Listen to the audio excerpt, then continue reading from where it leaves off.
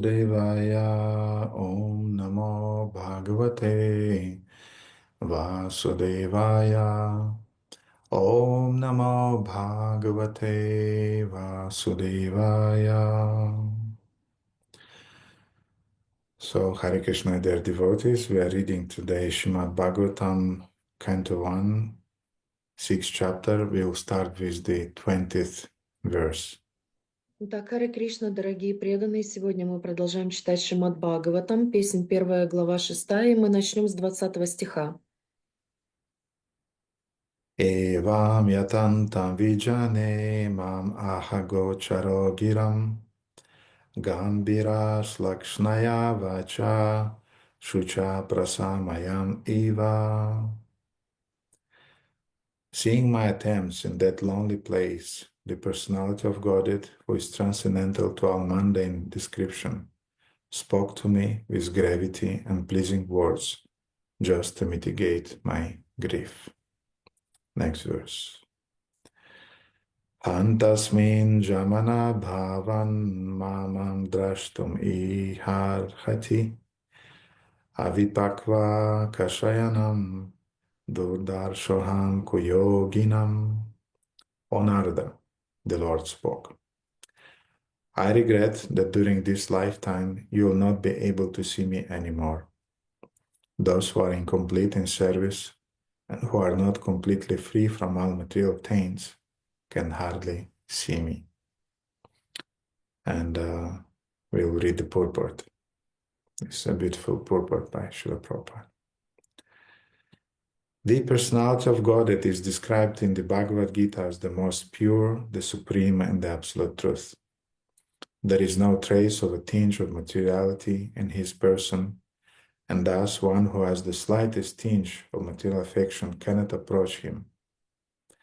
The beginning of devotional service starts from the point when one is freed from the at least two forms of material modes, namely the mode of passion and the mode of ignorance.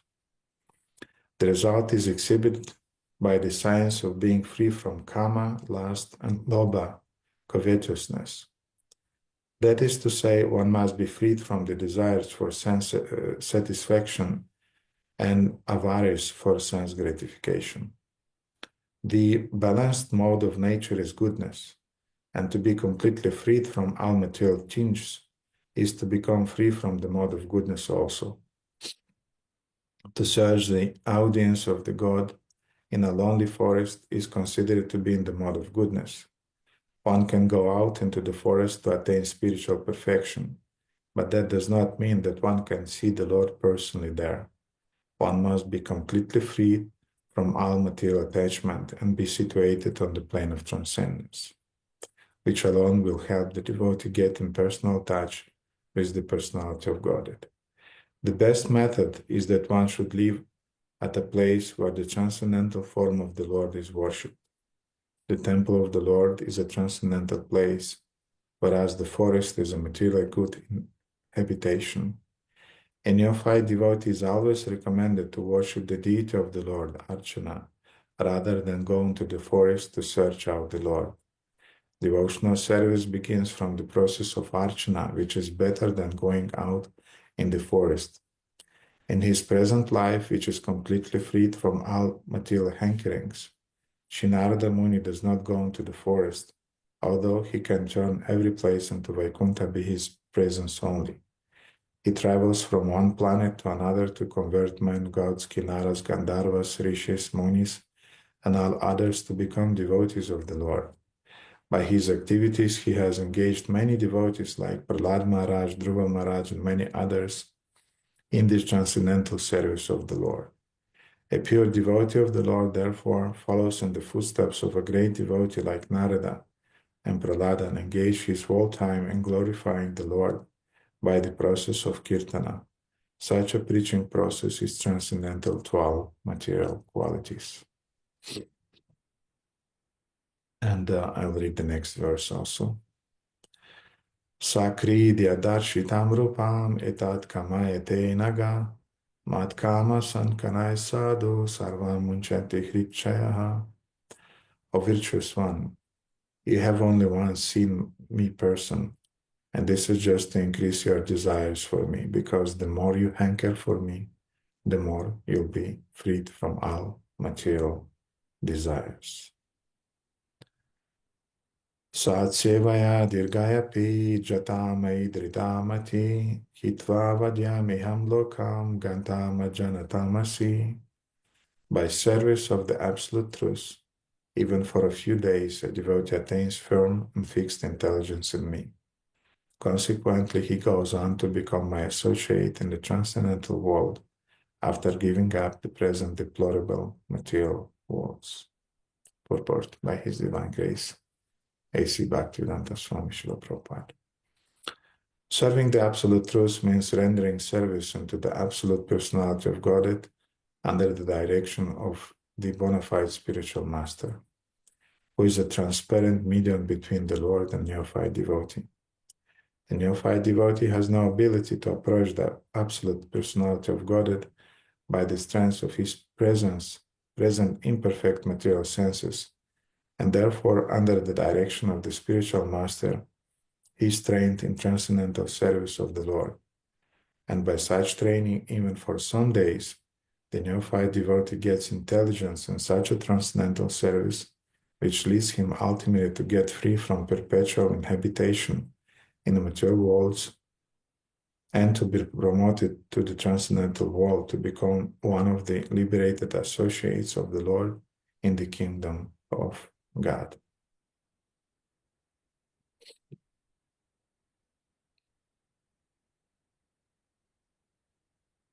Oma Gyana-timirandasya Gyana-anjana-shalakaya Chakshurun-militamina Tasmai Shri-gurave Namaha Shri Chaitanya Manobhishtam Sthapitam Yena Bhutale Swarupa Kadamayam Dadati Swapadantikam Vanchakalpatarubhishcha Kripa-sindhubheva cha Patitanam Pavanibhyo Vaishnavibhyo Namo Namaha Jaya Shri Krishna Chaitanya Prabhu Nityananda Shri Advaita Gadadhara Shivasadi Gaura Bhakta Vrinda Hare Krishna, Krishna Krishna, Hare Hare, Hare Rama, Rama Rama, Hare Hare. Gurave Gaura Chandraya Radhikaya Tadalaya Krishna Chaitanya Bhaktaya Tad Bhaktaya Namo.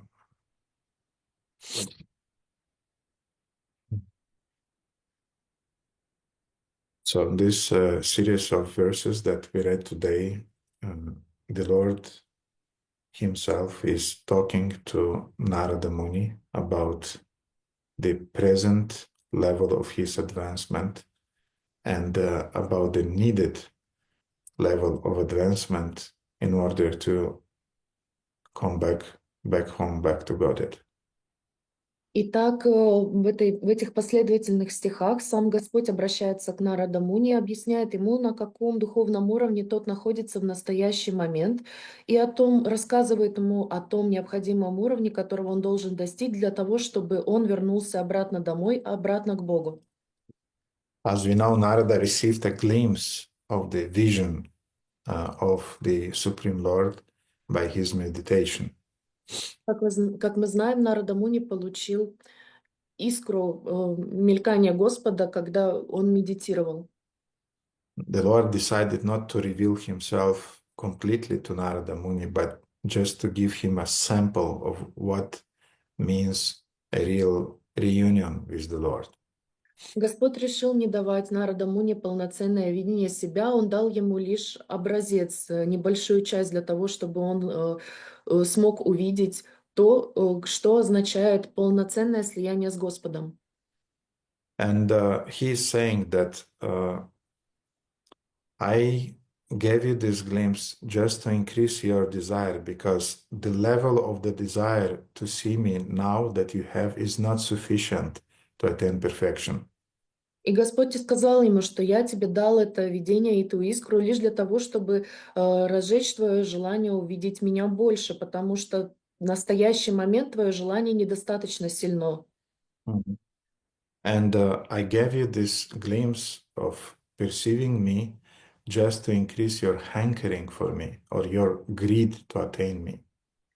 И я тебе дал это короткое видение меня для того, чтобы усилить твое желание или твою жажду, алчность к тому, чтобы видеть меня. Because of that greed that you'll develop, you'll be able to free yourself completely from all of your material desires. И из-за этой сильной жажды, желания, жадности, желания увидеть меня, ты будешь свободен от всех материальных привязанностей. And Srila Prabhupada was explaining in one of his purports that we read today that material desires means the presence of the material modes in our consciousness. И Шрила Прабхупада объясняет в одном из своих комментариев, который мы прочитали сегодня, что материальные привязанности означают влияние огонь, в котором мы находимся здесь, в материальном мире. And until a devotee is affected by the mode of ignorance and by the mode of passion especially, he is not able to advance smoothly on the path of devotional service. И пока человеческое существо находится под влиянием гуны невежества, и особенно под влиянием гуны страсти, оно не способно плавно продвигаться по духовному пути. And Srila Prabhupada is writing in the purport, in the first purport that we read, he's saying that the beginning of devotional service starts from the point when one is freed from at least two forms of material modes. И Шрила Прабхупада пишет в первом комментарии, который мы сегодня прочитали, что освобождение от материальных привязанностей означает освобождение как минимум от двух гун материальной природы. The mode of passion and the mode of ignorance. Гуны невежества и гуны страсти. And Prabhupada is writing that the results is exhibited by the science of being freed from kama, lust, lobha, which means material greed.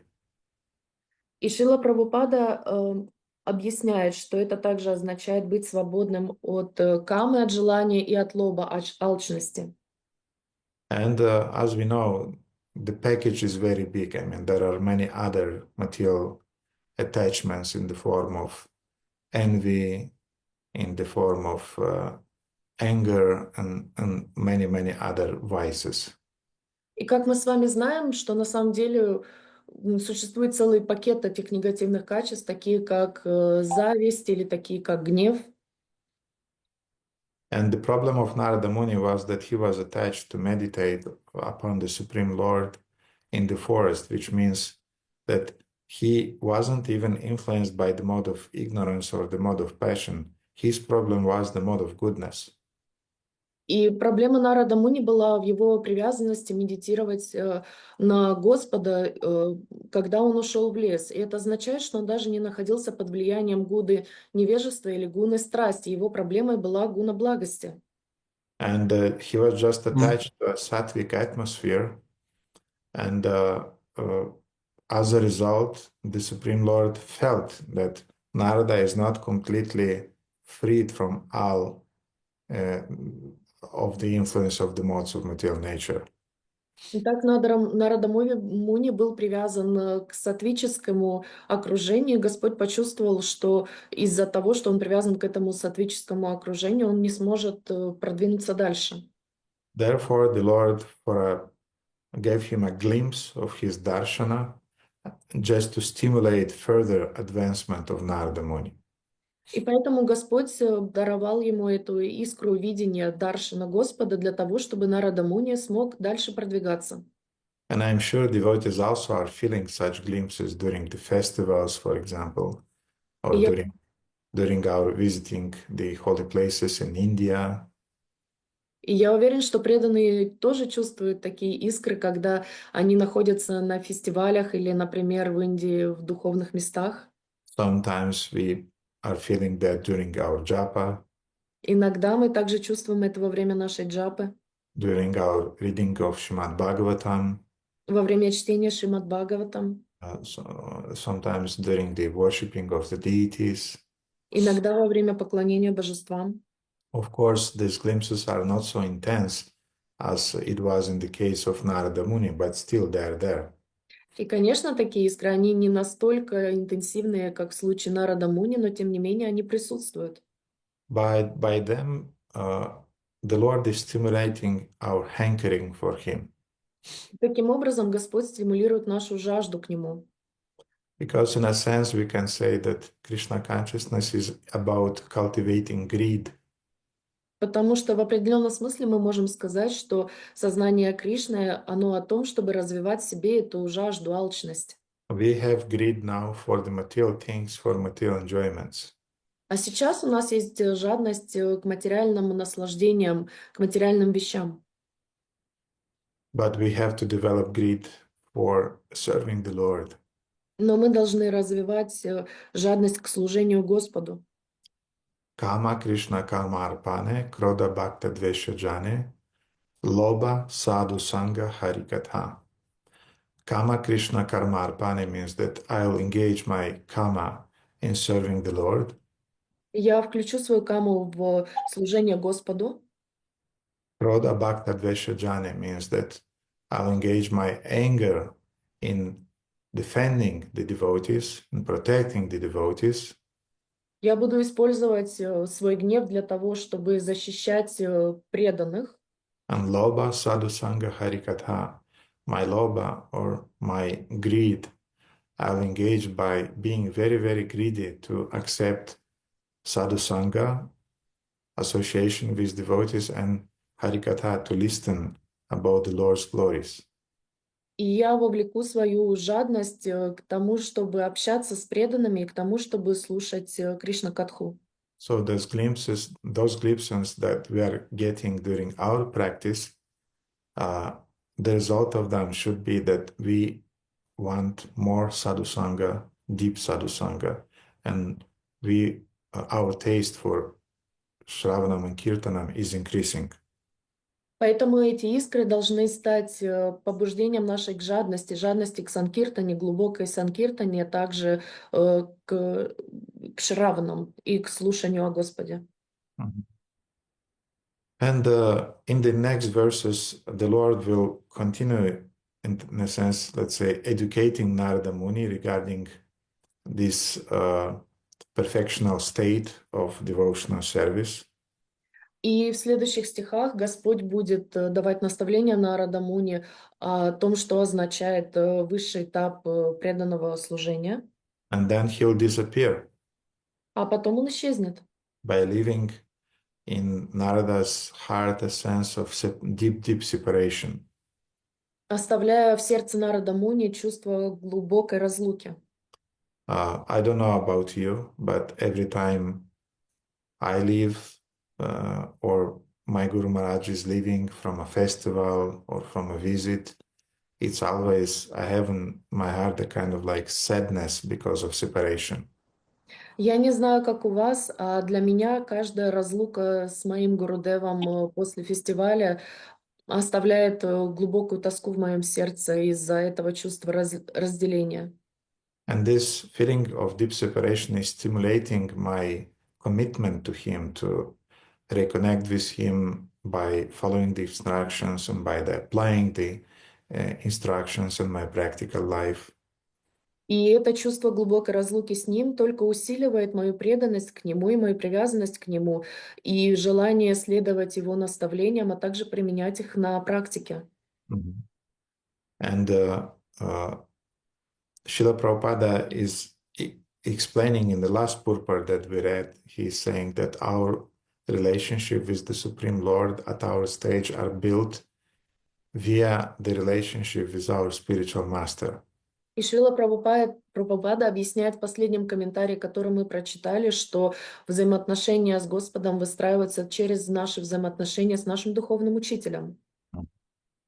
And in that sense, we can say that our attachment to the spiritual master is the same as the attachment to the Supreme Lord. И в этом смысле мы можем сказать, что наша привязанность к нашему духовному учителю– это наша привязанность к Верховному Господу. And therefore, the same feelings that we have for the spiritual master, we will develop for the Supreme Lord and vice versa. И также мы можем сказать, что те чувства, которые мы разовьем к духовному учителю, мы разовьем к Верховному Господу и наоборот. We'll touch about this subject a little bit later today. Мы затронем эту тему немного позже сегодня. But now let's continue reading about the duties of an initiated disciple after receiving initiation. Но сейчас давайте продолжим читать обязанности ученика после получения инициации. And as you remember, it's a description of the duties of a surrendered soul after receiving initiation. И как вы помните, это обязанности преданной души после получения инициации. Mhm. And we are studying these verses from Sanakumara Samhita in the context of perfection that Narada Muni attained in his devotional life. И мы изучаем эти стихи Санат Кунара Самхиты в перспективе совершенства, которого достиг Нарада Муни, следуя этим этапам. We try to, through these verses from Sanakumara Samhita, we try to understand the deep commitment of Narada as a disciple and his devotion to the Supreme Lord. И мы через эти стихи Санат Кунара Самхиты мы пытаемся понять всю глубину преданности Нарада Муни и его, как он принял обязательства, чтобы стать этим совершенством. We try to understand how a disciple becomes a surrendered devotee. Мы пытаемся понять, как ученик становится чистым преданным. So last Friday we ended our discussion with the following two shlokas. I'll read them again. Итак, в прошлую нашу пятницу мы закончили на 2 шлоках. Я еще раз их прочитаю. Just to remind us and to settle the mood of the discussion. Для того, чтобы напомнить всем нам, о чем шла речь, и для того, чтобы создать атмосферу обсуждения. A surrendered soul should not worship anyone but him. One should not bow down before anyone but him. One should not meditate on anyone but him. One should not gaze upon anyone but him. One should not glorify anyone but him. One should not seek anyone but him.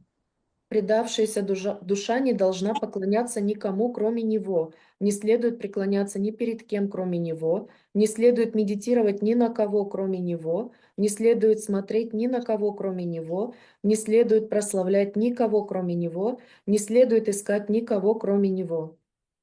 A surrendered soul should not eat any remnants of food eaten by anyone but him. One should not wear the garments and ornaments worn by anyone but him. One should not talk with they who are not devotees of the Lord. One should not bow down before them or honor them in any way. Предавшаяся душа не должна есть остатки еды, съеденной кем-либо, кроме него. Не следует носить одежду и украшения, которые носил кто-либо, кроме него. Не следует разговаривать с теми, кто не является преданными Господа. Не следует преклоняться перед ними или оказывать им какое-либо почтение. And as I said today, I mentioned that we are building our relationship with the Supreme Lord via our spiritual master.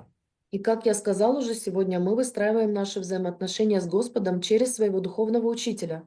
In the same way as a surrendered devotee should not eat remnants of food eaten by anyone but the Lord, a disciple should not eat remnants of food of anyone but his spiritual master. И таким же образом, как чистый преданный, предавшаяся душа не должна есть остатки еды, съеденной кем-либо, кроме него, точно так же и ученик не должен принимать знания, так сказать, остатки еды этого знания от кого-либо другого, кроме своего духовного учителя. Yes, and eat remnants means eating food, remnants, and eating also spiritual food or knowledge that is offered by the spiritual master. И есть остатки еды означает есть остатки материальной еды, но также это имеется в виду и духовное знание, пища духовная, которую мы получаем от духовного учителя. Eka tattva abhyas, be concentrated on one truth, Будь сконцентрирован на одной истине, on one teaching. на одном учении. Don't hang out here and there. I'm listening to that Vaishnava and to that Vaishnava and to that Vaishnava and to that Vaishnava, and I have in my head just a mix of different concepts, and I don't have a thread, I don't have a school, I don't have a unified education. Не будьте таким, не прыгайте с одного духовного учителя на другого, послушал там, послушал здесь, взял оттуда, и в итоге у нас в голове происходит какой-то микс всех этих знаний, и у нас нет определенного четкого знания. Mhm. One should not bow down before them or honor them in any way. Не следует преклоняться перед ними или оказывать им какое-либо почтение. Of course, we have to honor all the Vaishnavas, Конечно, мы должны почитать всех вайшнавов, but our hearts should belong to our Gurudev. но наши сердца должны принадлежать нашему Гурудеву. And I want to say that being in a position of a leader in our movement, of a manager, of a devotee who was engaged in ISKCON communication, sometimes I had to listen to different Vaishnavas just to be aware about what's happening in the greater Vaishnava world. И будучи вайшнавом в сознании Кришны, который прошел через этапы лидера, менеджера и других руководящих должностей, я должен вам сказать, что мне приходилось слушать и других старших вайшнавов только для того, чтобы понимать, что вообще происходит, какова ситуация. And I often was burned by the, how to say, by the acidic, subtle critiques that many of them have towards ISKCON or towards Srila Prabhupada directly. И мне приходилось терпеть определенную, так сказать, субтильную, тонкую, тончайшую критику или даже злость, которую проявляли эти вайшнавы в отношении нашего сообщества или сознания Кришны в целом. And they are great Vaishnavas, I want to say. Я вам хочу сказать, это великие вайшнавы. But I decided for myself that I'm sticking to Srila Prabhupada, I'm sticking to my spiritual master, and I'm completely satisfied. Но я для себя решил, что я буду оставаться привязанным к Шриле Прабхупаде, к своему духовному учителю, и я был полностью этим удовлетворен. Nothing compares with the food that is cooked by your mother. Ничто не сравнится с едой, приготовленной твоей матерью. The food that is cooked by your wife is the best. Еда, приготовленная твоей женой, она лучшая. But the food that is cooked by your mother is the best plus something else. Но еда, приготовленная твоей мамой, она является лучшей, плюс что-то еще. So in the same way, we should eat the food that our spiritual master Diksha Guru and Shiksha Guru is giving. Поэтому мы должны есть духовную пищу, которую нам предлагают Дикша-гуру и Шикша-гуру. And don't hang around, by, as it is said, that the servant of everybody, of many masters is nobody's servant. И не забывайте, что слуга многих хозяев не является слугой ни одного хозяина. So again, it's about chastity. Поэтому еще раз мы говорим здесь о целомудрии, о верности. A disciple is chaste to his Lord, the Lord of his heart, and to his spiritual master. Итак, преданный, он остается верен Господу, Верховному Господу, своего повелителю своего сердца и также своему духовному учителю. And now Sanat Kumara is making a very, very important statement that every disciple should really hear. А сейчас Санат Кумара делает очень важное утверждение, которое нужно услышать каждому преданному. Until we will not hear it, really hear it, we will not advance. Пока мы не услышим об этом, по-настоящему вникнем в это, мы не сможем прогрессировать. Because many times we are hearing these things, but we don't take them seriously. Потому что мы часто слышим об этих вещах, но мы не воспринимаем их всерьез. So please, at least now, hear it. Поэтому, пожалуйста, хотя бы сейчас услышьте это. Isha Vaishnavayor Nindam Shrinuyam Nakadachana Karanau Pidyata Gantavyam Sakto Dandam Samacharit. A surrendered soul should not hear any blasphemy of the Supreme Lord or his devotees. Предавшаяся душа не должна слышать богохульство Верховного Господа или Его преданных. One should cover one's ears and go away. Следует заткнуть уши и уйти. If one has the power, one should punish the offender. Если у человека есть власть, он должен наказать обидчика. In some shastras, it is said that if you have the power, you should cut the tongue of the offender. В шастрах говорится, что у вас есть власть, вам нужно отрезать у обидчика что? Is it? Язык. Мгм. But we don't have such power, we don't have such empowerment. So in our case, we just should leave the place. Но у нас нет такой власти, у нас нет таких полномочий, поэтому в нашем случае мы просто должны встать и уйти. So never hear the blasphemy of the Lord that you are worshiping, Lord Chaitanya, Lord Nityananda, Radha and Krishna. Поэтому никогда не нужно слушать богохульство о тех божествах, которым вы поклоняетесь, Рада Кришна, Нитьянанда, Читания. Mhm. And never hear the blasphemy of other Vaishnavas, as it is said here. И никогда не слушать богохульство в сторону других преданных, как здесь написано. And also never hear the blasphemy of your spiritual master.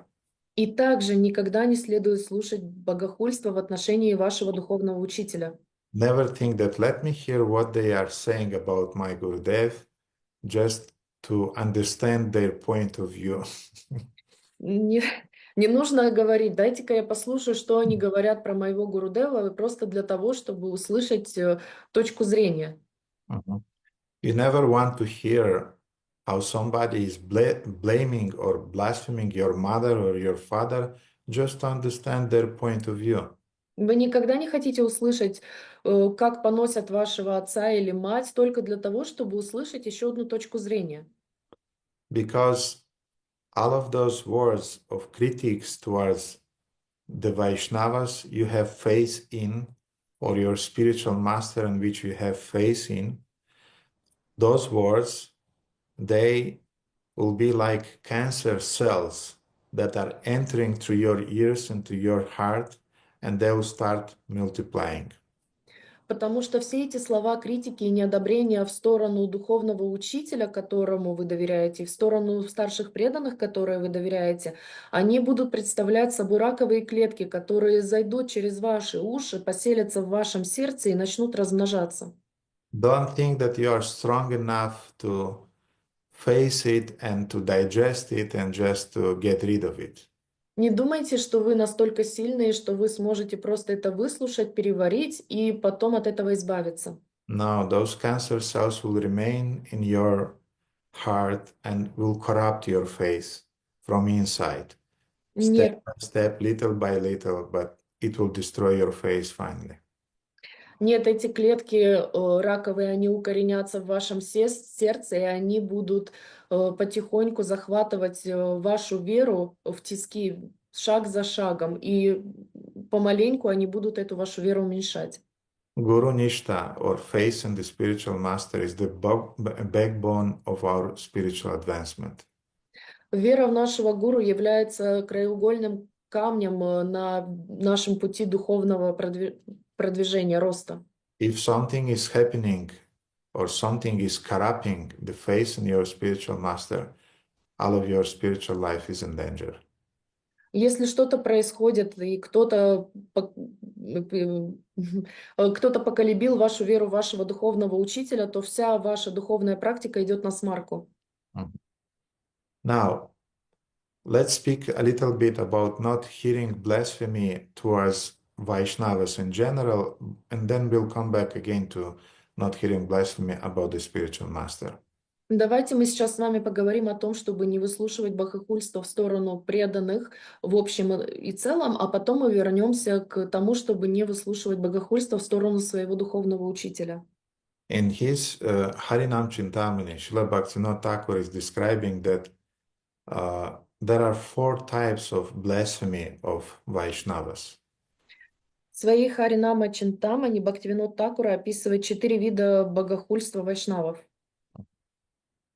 I heard many years back, I heard another description which is given by devotees from Sri Sampradaya about 12 types of blaspheming towards Vaishnavas. Много лет назад я слышал другую классификацию, которая дана преданными из Шри Сампрадай, которая заключает в себе 12 оскорблений вайшнавов. Mhm. But I think Bhaktivinoda Thakur, by this four, he's covering all of them. Но я считаю, что Бхактивинод Такур этими 4 оскорблениями покрывает собой все эти 12 оскорблений. So the first type of blasphemy towards Vaishnava that will completely ruin and destroy our spiritual life is to criticize a devotee sadhu for a fault regarding the circumstances of his birth. Итак, первое богохульство в отношении вайшнава, которое полностью разрушит и уничтожит нашу духовную жизнь, это критиковать садху за ошибку в обстоятельствах его рождения. Uh, I'll tell you a funny thing. Я расскажу вам забавную историю. Recently, some devotees came back from India, Недавно один из преданных вернулся из Индии, and they were describing that they had some interactions with some devotees in India.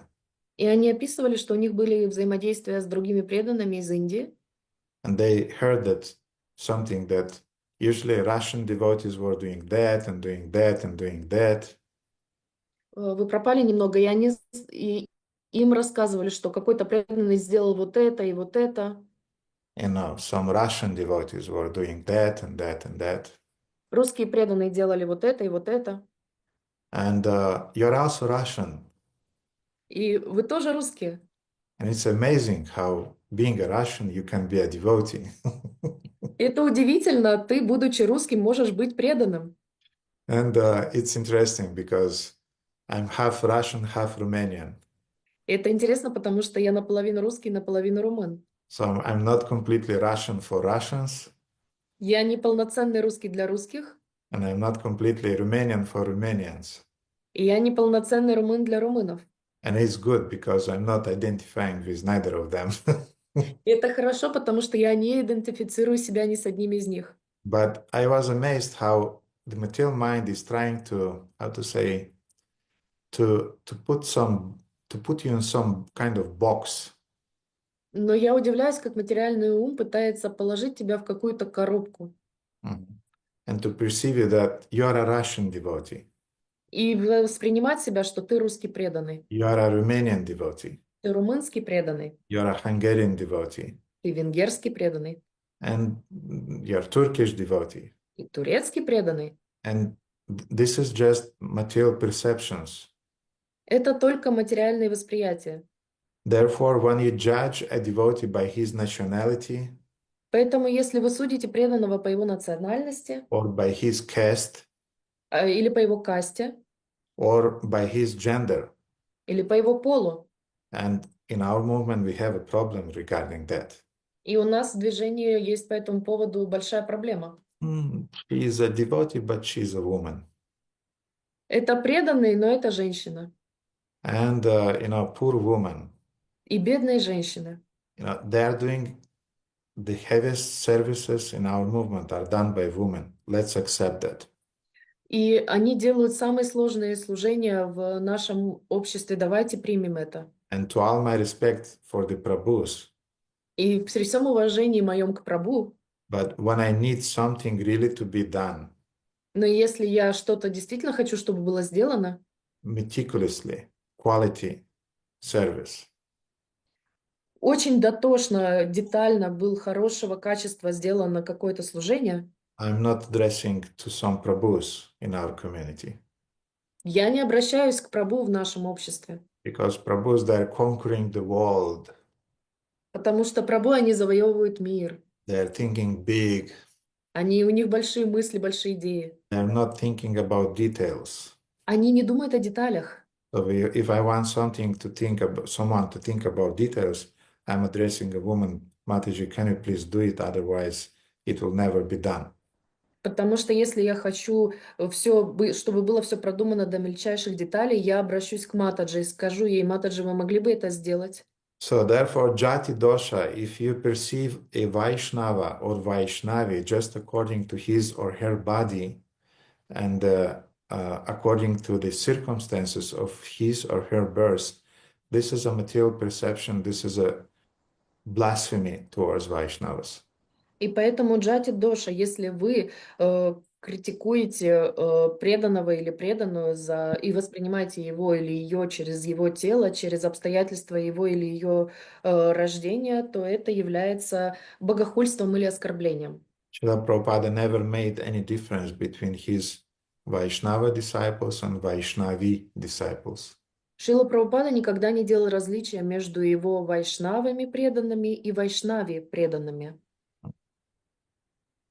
He had an equal kind attitude and he was giving his trust and empowerment to all of them.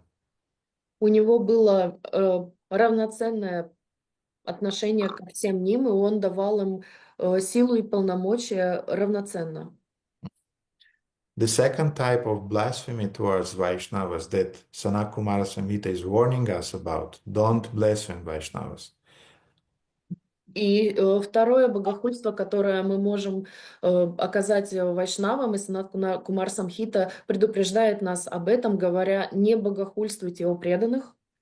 And Bhaktivinoda Thakur is saying it's called Kada Chikita Dosha, which means to criticize a devotee for an accidental, unintentional, or unknowing fault. И Бхактивинод Такур описывает када чикта доша — это критика преданного за случайный, непреднамеренный или неосознанный проступок. Mhm. And Krishna is saying in Bhagavad Gita in the famous 9:30 verse, И Кришна говорит в Бхагавад-гите в знаменитом стихе 9.30: Apichet Sudoracharo Bhajante Mam Ananya Bhak Sadur Eva Samantavya Samyak Vevasito Hisaha. Even if one commits the most abominable action, if he is engaged in devotional service, he is to be considered a saintly because he is properly situated in his determination. «Даже если человек, занимающийся преданным служением, совершит самый отвратительный поступок, его все равно следует считать святым, ибо он исполнен решимости идти по верному пути». You know, we had in our movement, we had a devotee by the name Jayananda. Знаете, у нас в движении был преданный по имени Джаянанда. Many of you heard about him.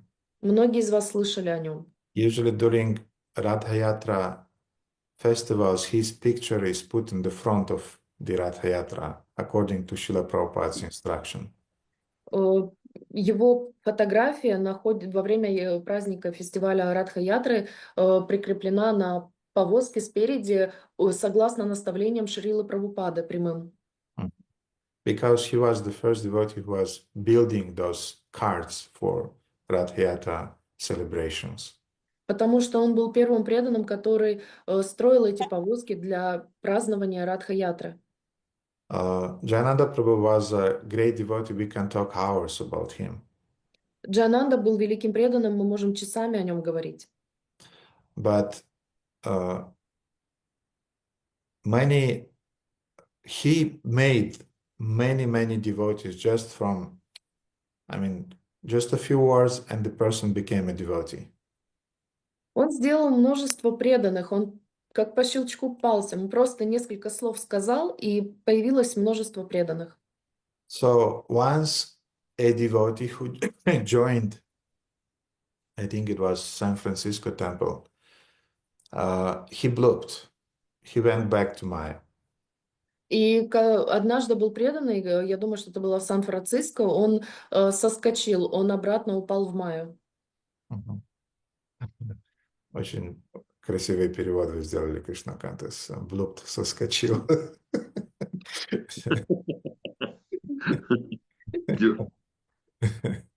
Обычно мы говорим плюхнулся, а ты соскочил еще красивее. And he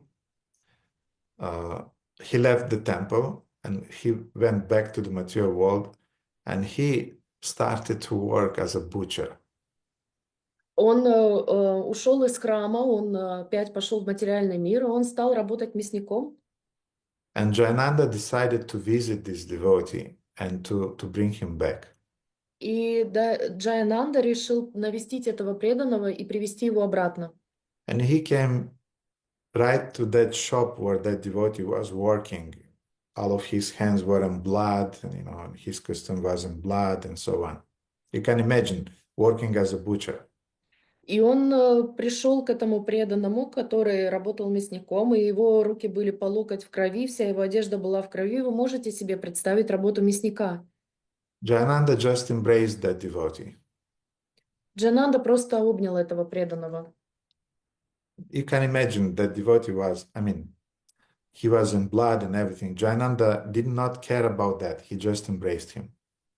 И вы можете представить этого преданного, который был весь в крови. Джананду это вообще не беспокоило, он просто подошел и крепко его обнял. And that devotee who was working as a butcher, he started to cry and he said, I'm coming back with you. И этот преданный, которого обнял Джананда, он просто заплакал и сказал: «Я возвращаюсь вместе с тобой». So Jayananda was not judging that fallen devotee, that you fallen rascal, you are working as a butcher, you'll go to hell. И Джаянанда, он не критиковал и не осуждал этого преданного. Ах ты, материальный негодяй, падший полностью. Ты попадешь в ад, ты работаешь мясником. No, he was considering that this devotee just accidentally fell down. I want to help him. Нет, он просто посчитал, что этот преданный оступился, и я хочу ему помочь. And apichet suduracharo, even if he is committing the most abominable action, Даже если он совершит самый отвратительный поступок. and in the Vedas it is said about few most abominable actions. И в Ведах описаны эти самые отвратительные поступки. The work as a butcher, Работа мясником, meat eating, поедание мяса, alcohol drinking, питье алкоголя, and sex with the wife of the guru, секс с женой гуру and killing a brahmana or killing the guru. или убийство брамана или гуру. So these are the most abominable things.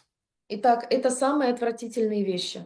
So you can imagine if the Lord is able to forgive even such kind of abominable things, И вы можете себе представить, если Господь в состоянии простить такие отвратительные проступки, then the fact that sometimes devotees they're taking a vacation from Krishna consciousness, or they're not able to chant their 16 rounds or wake up in the morning, we should not blame them for that.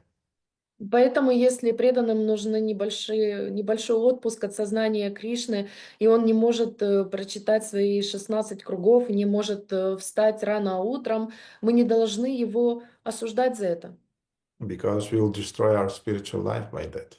потому что таким образом мы разрушим свою духовную жизнь. Then the third kind of blasphemy that we should not do towards Vaishnavas is called Nashta Praya Dosha. И третье богохульство, которое мы не должны совершать в отношении вайшнавов, называется нашта прая доша. And this is an interesting one. И это очень интересно. To criticize a sadhu for faults that are almost rectified. Критиковать саду за ошибки, которые почти исправлены. Let's say to criticize a devotee for the faults that he has already apologized for. Ну, давайте скажем так, критиковать преданного за ошибки, за которые он уже извинился.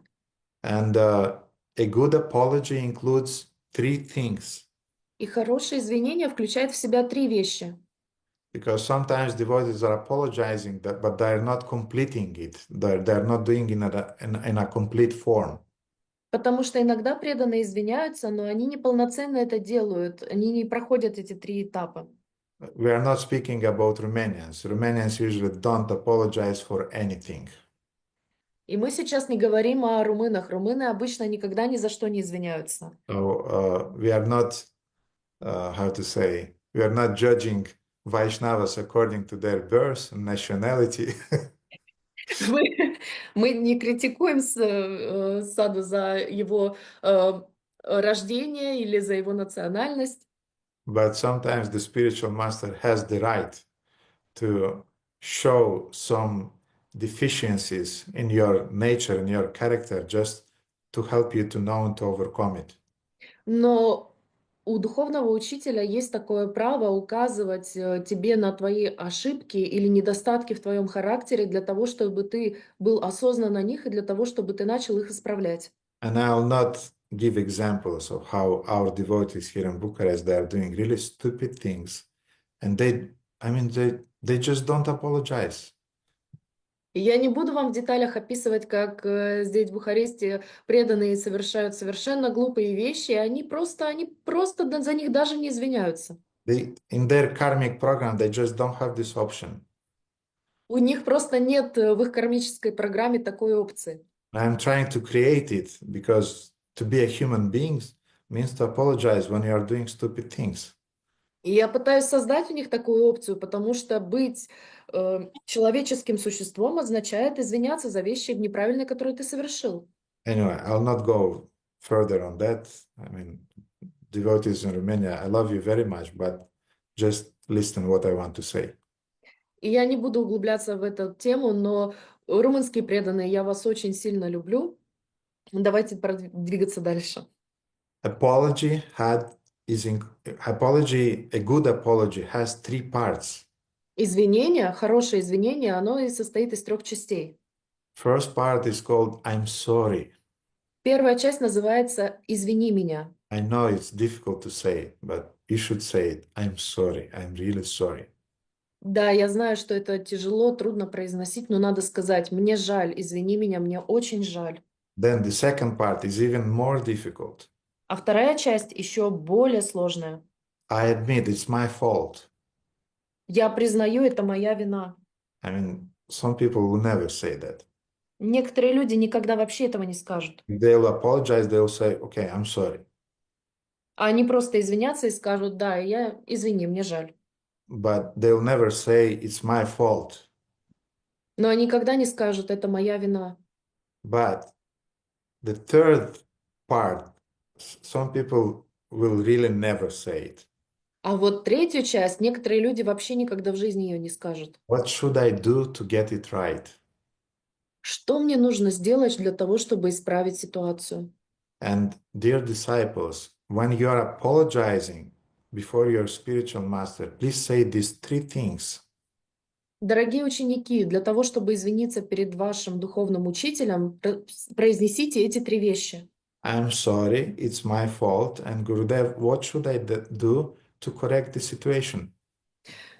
Мне очень жаль, извините, я признаю, что это моя вина. Дорогой Гурудев, что мне нужно сделать для того, чтобы исправить ситуацию? I'm happy if some of my disciples in general, they're overcoming their nature and they're saying at least that I'm sorry.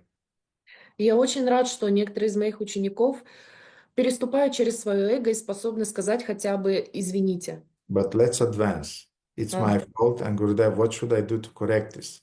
Но давайте с вами будем расти духовно и скажем также, что я признаю, что это моя вина, и также, что мне нужно сделать для того, чтобы исправить ситуацию. But now, let's consider that some devotee, he made a mistake, and then he said, I'm sorry, it's my fault. What shall I do to correct it? Но теперь давайте представим ситуацию, в которой человек оступился, он извинился, признал, что это его вина, и он спросил, что ему нужно сделать, чтобы исправить ситуацию. Это не человек, это преданный. Мы говорим про Мгм. преданных сейчас. So, and we told that devotee that probably you should do that and that to correct the situation. И мы скажем этому преданному, что ты должен сделать вот это и вот это для того, чтобы исправить ситуацию. And that devotee went on to correct it. И этот преданный начал делать шаги для того, чтобы исправить ситуацию. And if meanwhile you are still criticizing him for the previous mistakes, then you are blaspheming him. И если вы, когда он уже начал это делать, начинаете и продолжаете его критиковать, таким образом вы богохульствуете в отношении него. Sometimes devotees, they are conscious about their faults, about their weakness, Иногда преданные осознаны о своих недостатках, о своих слабостях. and they are admitting it. Они их принимают, But you are still criticizing them. Give them some time because he already admitted it. He's working on it. Don't blame him. Но вам нужно дать ему немного времени для того, чтобы он исправлял. Он находится на пути, он делает шаги. Не критикуйте его, не осуждайте ему, дайте ему какое-то время для того, чтобы он с ними справился. Any critic is disempowering, Любая критика, она обескураживает, and kindness is empowering. а доброта, она дает силу. So, and the fourth type of blaspheming is called purva dosha. Итак, четвертое богохульство называется пурвадоша. To criticize a sadhu for faults that occurred prior to his surrendering. Критиковать саду за ошибки, которые произошли до его предания. Oh, you were working as a butcher. О, ты мясником работал, You were a prostitute. проституткой была, You were a gangster. гангстером был, You were a punk. панком был, You were a hippie. хиппи. Or our ego, our mind will find any justice, to find some fault in somebody. Наш ум сделает все возможное для того, чтобы найти даже мельчайшие недостатки в ком-либо. But we should remember that every saint has a past Но мы должны помнить, что у каждого святого есть прошлое, and every sinner has a future. и у каждого грешника есть будущее. Therefore, don't blaspheme devotees for the stupid, sinful activity that they had done previously before their spiritual life. Поэтому не осуждайте преданных за глупые ошибки, которые они совершили до того, как стать преданными. And in general, we should not be interested in praising somebody and criticizing somebody in general in our life. И мы в общем и целом в нашей жизни не должны быть склонны к тому, чтобы кого-то хвалить или порицать. And there is a very interesting verse in Srimad Bhagavatam, 11th canto, 28th chapter, verse 1. И есть очень интересный стих в Шримад Бхагаватам в 11 песне, 28 главе, первый стих. It is said that one should neither praise nor criticize the conditioned nature and activities of other persons. Никогда не следует превозносить или критиковать обусловленную природу и деятельность других людей. Rather, one should see this world as simply the combination of material nature and the enjoying souls, all based on the one absolute truth. Этот мир следует воспринимать как просто сочетание материальной природы и наслаждающегося эго живого существа, за которым стоит единая абсолютная истина. Don't be like those old ladies and old men that are sitting, like before the entrance into the block, they're sitting there, some bench usually, and old ladies are sitting and are watching everybody who is coming in, coming out, and are talking about everybody, all of their neighbors. Пожалуйста, не будьте теми пожилыми людьми, старушками, которые сидят на входе у подъезда на лавочках, и каждый, кто проходит мимо них, получает какое-то осуждение, критику или обсуждение. Be concentrated on the absolute truth. Be above that. Будьте сконцентрированы на абсолютной истине, будьте выше этого. And Bhaktisiddhanta Saraswati wrote in his purport to this verse. И Бхактисиддханта Сарасвати поясняет этот стих. One should carefully consider his own auspiciousness and inauspiciousness.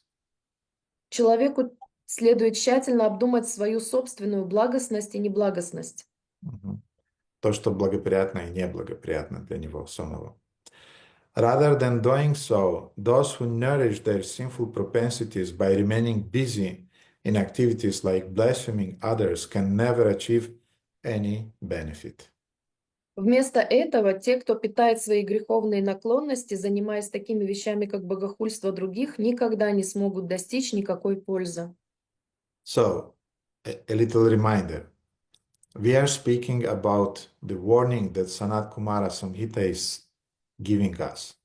Итак, еще раз напоминание. Мы говорим о предупреждении, которое нам было дано Санат Кумара Самхитой. If you want to be a surrendered soul, Если вы хотите быть предавшейся душой, and if you want to do your duties as an initiated disciple, и если вы хотите исполнять свои обязанности инициированного ученика, Never blaspheme devotees.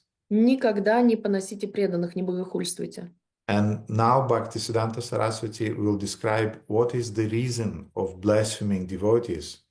А сейчас Бхактисиддханта Сарасвати опишет, какова причина богохульства по отношению к преданным. And he is saying the propensity for blaspheming and hating others is called envy. И он говорит, что склонность ненавидеть других называется завистью. Unless one becomes non-envious, one cannot retire from material inauspiciousness. Пока человек не перестанет завидовать, он не сможет избавиться от неблагоприятного материального положения. Those who are busy talking about others can never bring about their own benefit and auspiciousness. Те, кто занят разговорами о других, никогда не смогут принести себе пользу и благо. This devotee did that devotee did that, and another devotee did that, and in this temple this is happening, in this community this is happening. Этот преданный сделал вот это, а вот этот сделал вон то, а тот преданный сделал еще что-то, а в этом храме дела обстоят вот так, а в этом по-другому и так далее. Mind your own business and don't waste your energy with who did what. Занимайтесь своим делом и не тратьте свою энергию на то, чтобы выяснять, кто и что сделал. Because this tendency to talk about others and especially to blaspheme others is a manifestation of envy. Потому что такие разговоры о других, а также богохульство в сторону других преданных называется завистью. And envy leads to offenses. А зависть ведет к оскорблениям. And the reactions for the offenses are quite dramatic and severe.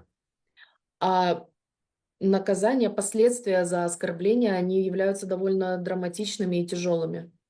There are a few quotes from Hari Bhakti Vilasa which are describing the consequences of blaspheming towards sadhus Vaishnavas. И в Хари Бхакти Виласа существует несколько стихов, которые описывают, насколько серьезна будет реакция за богохульство преданных. When one blasphemes a Vaishnava, he loses his religiosity, wealth, fame, and children. Когда человек хулит Вайшнава, он теряет свою религиозность, богатство, славу и детей. So you'll not just lose your taste in your spiritual life, which is already drastic, Вы не только потеряете вкус к своей духовной жизни, что уже является полностью опустошающим, but even on the material plane, you lose your wealth, you lose your fame, and you lose your even children. но на материальном плане вы теряете свое богатство, свою славу и даже своих детей. Mhm. Then another quote which is warning us about the consequences of offending devotees Vaishnavas. И также еще один стих, который говорит нам, какие реакции будут, если мы будем оскорблять вайшнавов. If one beats a Vaishnava, if one blasphemes a Vaishnava, shows disrespect to a Vaishnava, gets angry upon a Vaishnava, or does not express joy in seeing a Vaishnava, he just go to hell. Если человек бьет вайшнава, оскорбляет вайшнава, проявляет неуважение к вайшнаву, злится на вайшнава или не выражает радости при виде вайшнава, он попадает в ад. You may think that I'm not beating anyone, I'm not blaspheming devotees, I'm not criticizing them. Okay, you're doing well, but if you're just not happy seeing a Vaishnava, you already are committing an offense. Вы можете подумать, я никого не оскорбляю, я не проявляю неуважения к вайшнавам, я на них не злюсь. Хорошо, у вас все нормально, но поймите, что если вы не выражаете радости при виде вайшнава, вы все равно попадаете в ад. Now, we can say, okay, I'm even happy to see all the Vaishnavas, И мы можем сказать, хорошо, я радуюсь при виде всех вайшнавов. but there is an even more subtle manifestation of envy, Но есть еще более тонкое проявление зависти. that you are happy to see all the Vaishnavas, no problem, Вы рады видеть всех вайшнавов, никаких проблем. but you are taking sides when some Vaishnavas are quarreling amongst themselves. Но вы принимаете чью-либо сторону, когда преданные между собой ссорятся. And this will be also a manifestation of envy. И это также не будет являться проявлением зависти. And Chaitanya Bhagavata is warning us И читание Бхагавата нас предупреждает. Any sinful person who takes the side of one Vaishnava and blasphemes another Vaishnava is certainly ruined. Любой грешник, который встает на сторону одного вайшнава и оскорбляет другого вайшнава, непременно погибнет. And let's read the purport of Srila Bhaktisiddhanta Saraswati. И давайте прочитаем комментарии Шрилы Бхактисиддханты Сарасвати.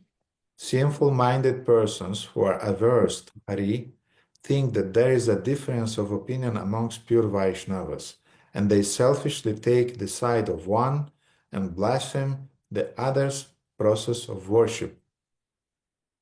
Грешные люди, питающие отвращение к Хари, думают, что среди чистых вайшнавов существует разногласие и эгоистично принимают сторону одного и богохульствуют в отношении поклонения другого.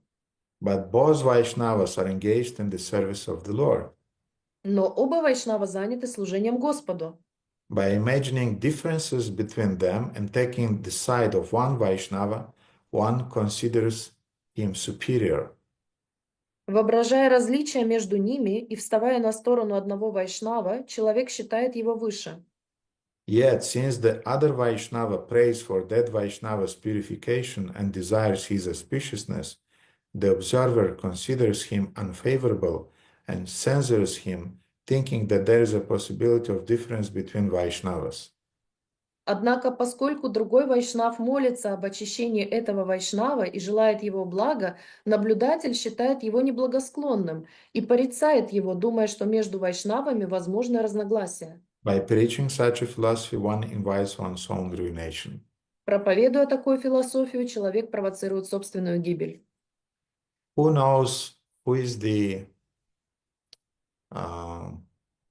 rival of Shrimati Radharani? Кто знает, кто является врагом Шримати Радharani? What is her name? Каково ее имя, его имя? Она не враг, она как-то сказать, соперница.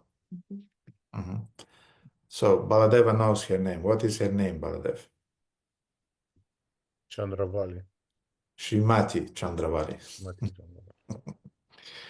And we know that Shrimati Chandravali, she's actually an expansion of Shrimati Radharani. И мы знаем, что Шримати Чандравали, она на самом деле является продолжением Шримати Радharani. Она является экспансией. And she is really disturbing Shrimati Radharani's service to Krishna.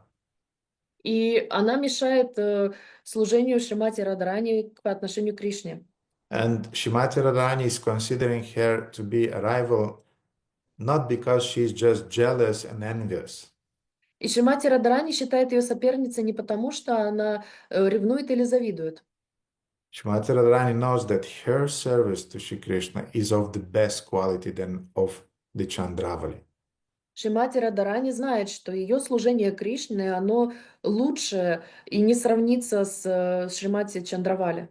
She just wants to give Krishna the best. Она просто хочет дать Кришне лучшее. And we can, the attitude of, for example, Raghunath Das Goswami towards Shrimati Chandravali was very, very radical, let's say. И, например, отношение Рагунат Дас Госвами по отношению к Шримати Чандравали было довольно радикальным, если мы можем так сказать.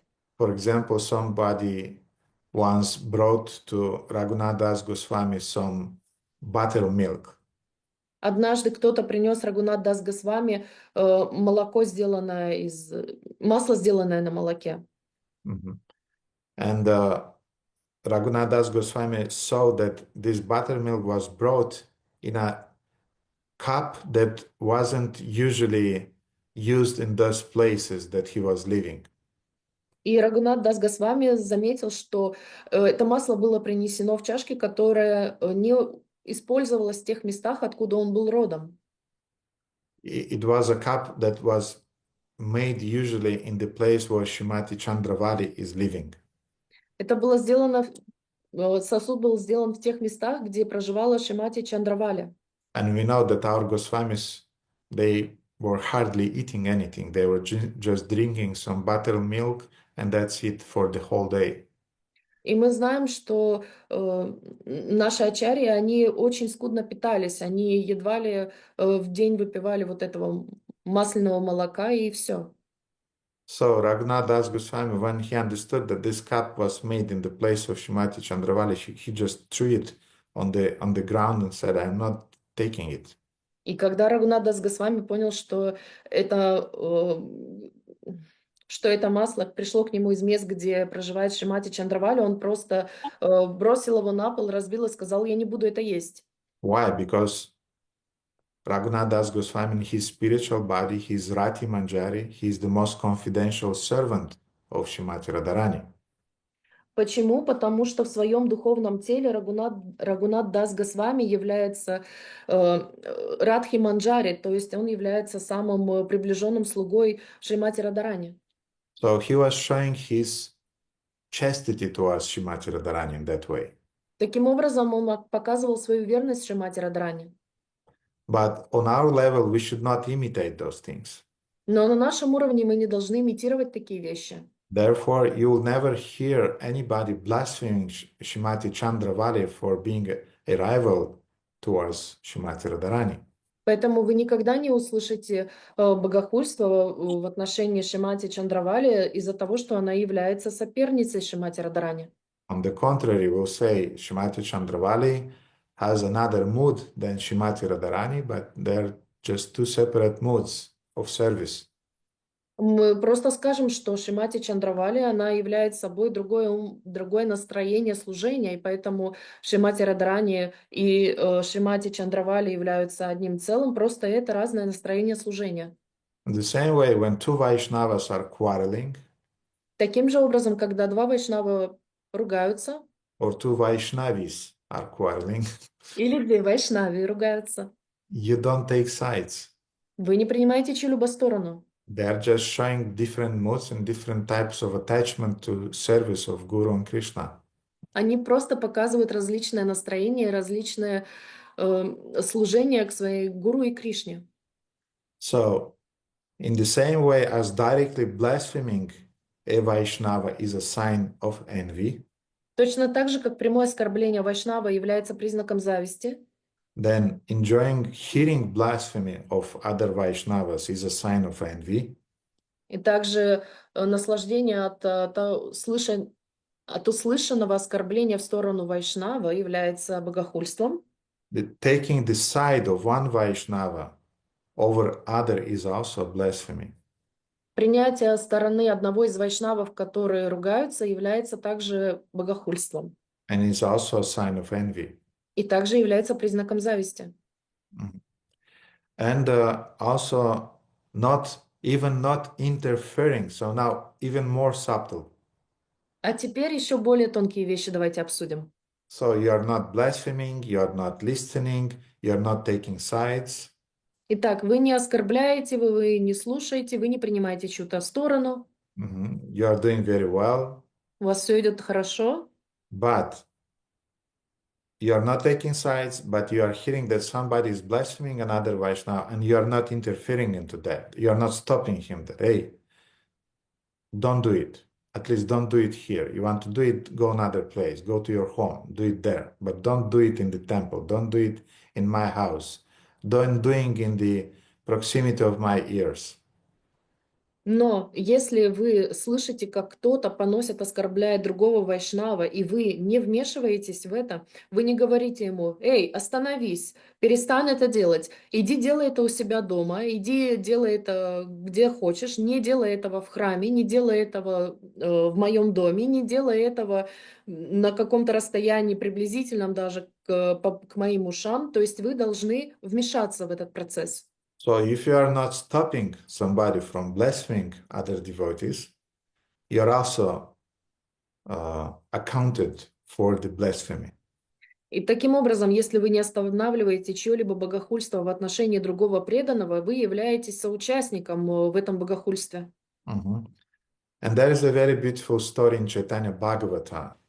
И есть очень интересная история в Чайтанья Бхагавата Regarding Devananda Pandit.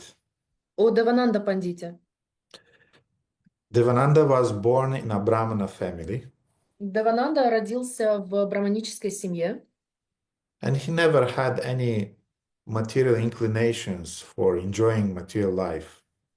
и у него не было никаких наклонностей для того, чтобы наслаждаться материальной жизнью. He was quite pious and moral and a nice person as a human being. Он был очень моральным, благочестивым, хорошим во всех отношениях человеческим существом. And being a Brahmana, he was following all the rules and regulations described in the Vedas. И, будучи браманом, он следовал всем предписаниям, описанным в Ведах. Besides that, he had a great attachment to hearing Srimad Bhagavatam and to speaking on the basis of Srimad Bhagavatam. И помимо прочего, у него была очень сильная привязанность к слушанию о том, что говорится в Шримад Бхагаватам, и разговорах о Шримад Бхагаватам. And because he was very austere, he was very exemplary, he had a lot of students who were coming to his school and they were learning Srimad Bhagavatam from him. И поскольку он был очень аскетичным и благочестивым, у него было множество учеников, которые приходили, и они вместе изучали Шримад Бхагаватам. And one day, one of the associates of Lord Chaitanya by the name Shivas Thakur, he was walking nearby the place where Devananda was reciting the Srimad Bhagavatam and explaining it to his students. И однажды близкий спутник Господа Чайтаньи по имени Шивастакур проходил вблизи от того места, где Девананда со своими учениками обсуждали Шримад Бхагаватам. Shivas Thakur, by the way, is the incarnation of Narada Muni in Lord Chaitanya's pastimes. Шивастакур, кстати, является воплощением Нарада Муни из прошлого. And when Shivas Thakur heard the sweet sound of Srimad Bhagavatam, he just fell into trance right there on the spot where Devananda was reciting the Bhagavatam. И когда Шивастакур услышал сладкие речи о Шримад Бхагаватам, он просто впал в транс прямо на том месте, на котором он находился, рядом с тем местом, где Девананда со своими учениками обсуждали этот Шримад Бхагаватам. And the students of Devananda Pandit, they were not happy that somebody felt in a trance right during the class. И ученики Девананда Пандита были недовольны, что кто-то впал в экстатический транс, когда они изучали Шримад Бхагаватам. And being quite materialistic, they immediately said, "Who is this rascal who is disturbing our class? Let's get him out of here." И они, будучи материалистами, они сказали, кто этот негодяй, который прерывает наше изучение Шримад Бхагаватам? Давайте его отсюда уберем. And they took him by the legs and by the hands and just threw him away. Они просто взяли его за руки и за ноги и убрали его с того места. But Shivas Thakur, he was in trance. I mean, he just, after some time, he woke up, he found himself in the street, and he just went by. I mean, he went away chanting and thinking about Krishna. He wasn't bothered in any way. А Шивастакур, поскольку он был в духовном трансе, он просто очнулся где-то на улице, начал вспоминать святые имена Господа, думать о Кришне и просто пошел дальше. Он совершенно не был затронут или обижен поведением преданных. Now, Shastras are saying that a teacher is responsible for the behavior of his students. И в шастрах говорится, что духовный учитель, он ответственен за поведение своих учеников. How the students are behaving, that will be the reputation of their spiritual master. То, как ведут себя ученики, это является повторением за их духовным учителем. Это создаст определенную репутацию их духовного. Мгм. So in Hari Bhakti Vilasa it is stated, Итак, в Хари Бхакти Виласа утверждается, Rajni chamatya jadosha patni papam svabharati tata shishyartam ja papam guru prapnoti nishchitam. The faults of a counselor fall on his king. вина за советника падает на короля. Mhm. The sins of a wife fall on her husband. Păcatele nevastei pică de asemenea pe soț. Бал Кришна. У вас микрофон включен. Бал Кришна, микрофон Улдискис. Грехи жены падают на плечи ее мужа. In the same way, a spiritual master attains the sins of his disciples. И точно так же духовный учитель получает грехи своих учеников. So this is a straight shastric confirmation that the spiritual master is accepting karma of his disciples. То есть это прямое наставление шастр, что учитель получает карму своих учеников. In the same way as the husband is receiving some part of karma of his wife if she is chaste. Точно так же, как получает муж часть кармы своей жены, если она является ему верной женой. And the king is receiving the karma of his ministers. И король получает карму своих министров. And his citizens also. И также своих жителей своего города. So, because Devananda Pandit, as the teacher of his students, he did not intervene, he did nothing to stop that blasphemy. He was accountable, he was responsible for that. И поскольку Девананда Пандит не вмешался в поведение своих учеников, он был ответственным за их поведение. And many, many years later, И много-много лет спустя, when Lord Chaitanya already revealed his divine nature of a divine preacher of the holy name and Sankirtan movement in Navadvip, и когда Господь Чайтанья раскрыл свою божественную природу в Навадвипе, что он являлся проявлением Санкиртаны, он был проявлением божественной личности, который положил начало движению Санкиртана. Devananda Pandit, everybody was appreciating Lord Chaitanya, and practically everybody accepted Lord Chaitanya as an avatar, as a divine incarnation, manifestation of Shri Krishna. Итак, все приняли Господа Чайтанью, включая Девананда Пандита, как проявление Господа Кришны, Except Devananda Pandit. кроме Девананда Пандита. He had a problem. У него проблема была. He just could not accept Lord Chaitanya as a manifestation of Krishna as anything. He just did not have any whatsoever attraction towards Lord Chaitanya. Он не мог принять Господа Чайтанью как проявление Кришны, он даже не мог принять в принципе его как какое-либо благотворное проявление. So again, this was a consequence of just doing nothing when his students were offending other Vaishnava. И еще раз, это от него не потребовало совершенно никаких усилий или действий. Это всего лишь было последствием того, что его ученики нанесли оскорбление другому вайшнаву. So Devananda was just disregarding Lord Chaitanya. He was just indifferent towards Lord Chaitanya. И поэтому Девананда просто игнорировал Господа Чайтанью, он был к нему безразличен. Can you imagine who amongst you, dear devotees, would like to see Lord Chaitanya? Итак, дорогие преданные, давайте представим, кто из вас хотел бы увидеть Господа Чайтанью? Everybody would like.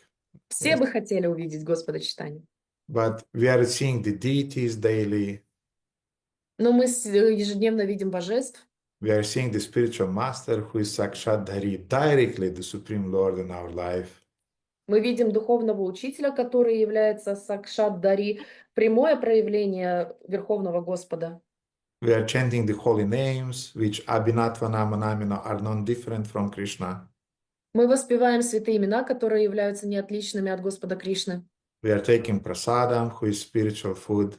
Мы почитаем прасадам, которые являются духовной пищей. And what's happening with us?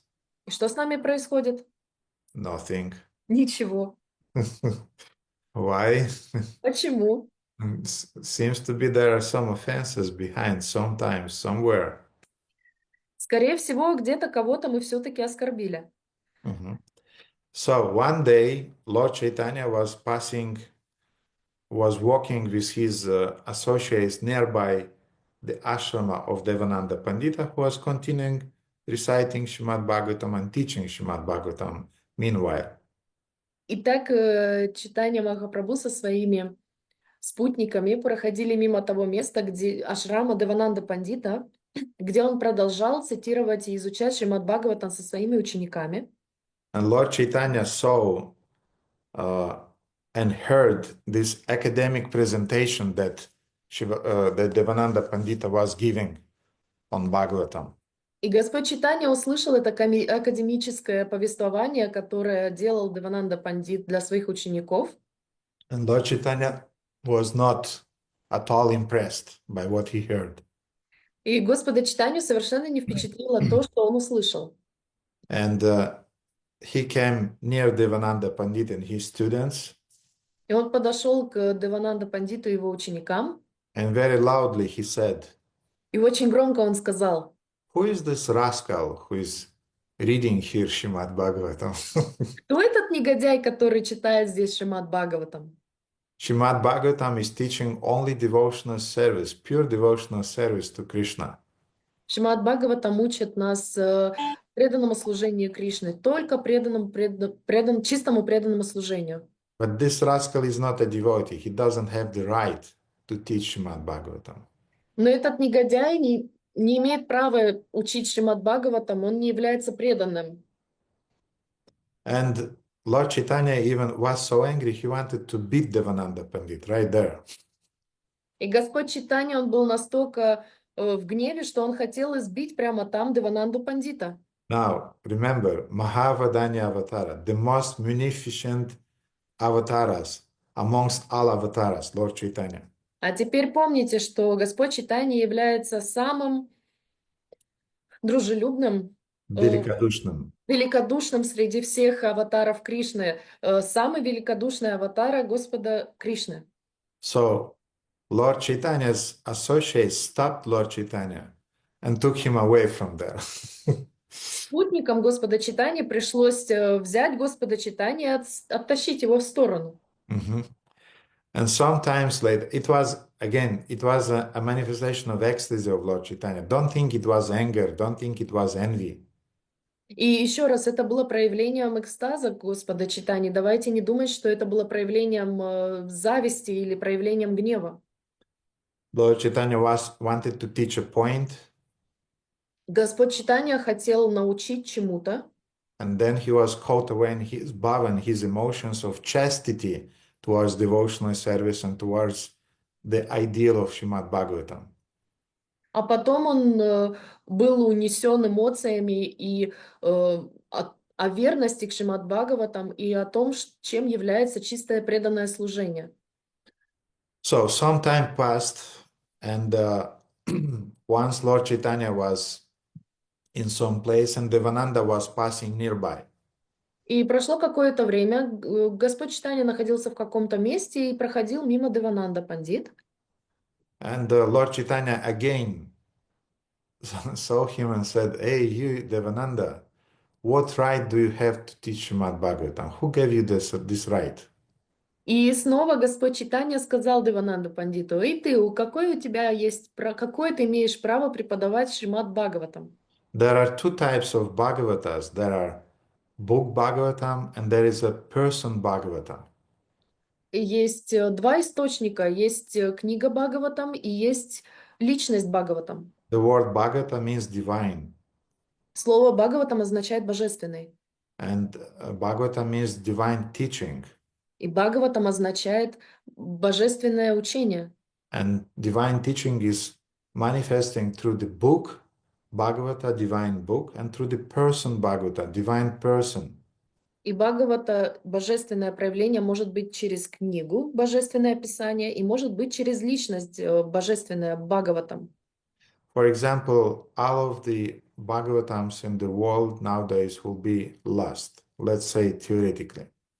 Давайте теоретически представим, что все Бхагаватам в мире исчезает. So just by studying the behavior of, let's say, Dinabandhu Prabhu, the behavior of Radhakanta, the behavior of Shyamasundara or Victor, we would be able to restore back the ideas that were described previously in Srimad Bhagavatam.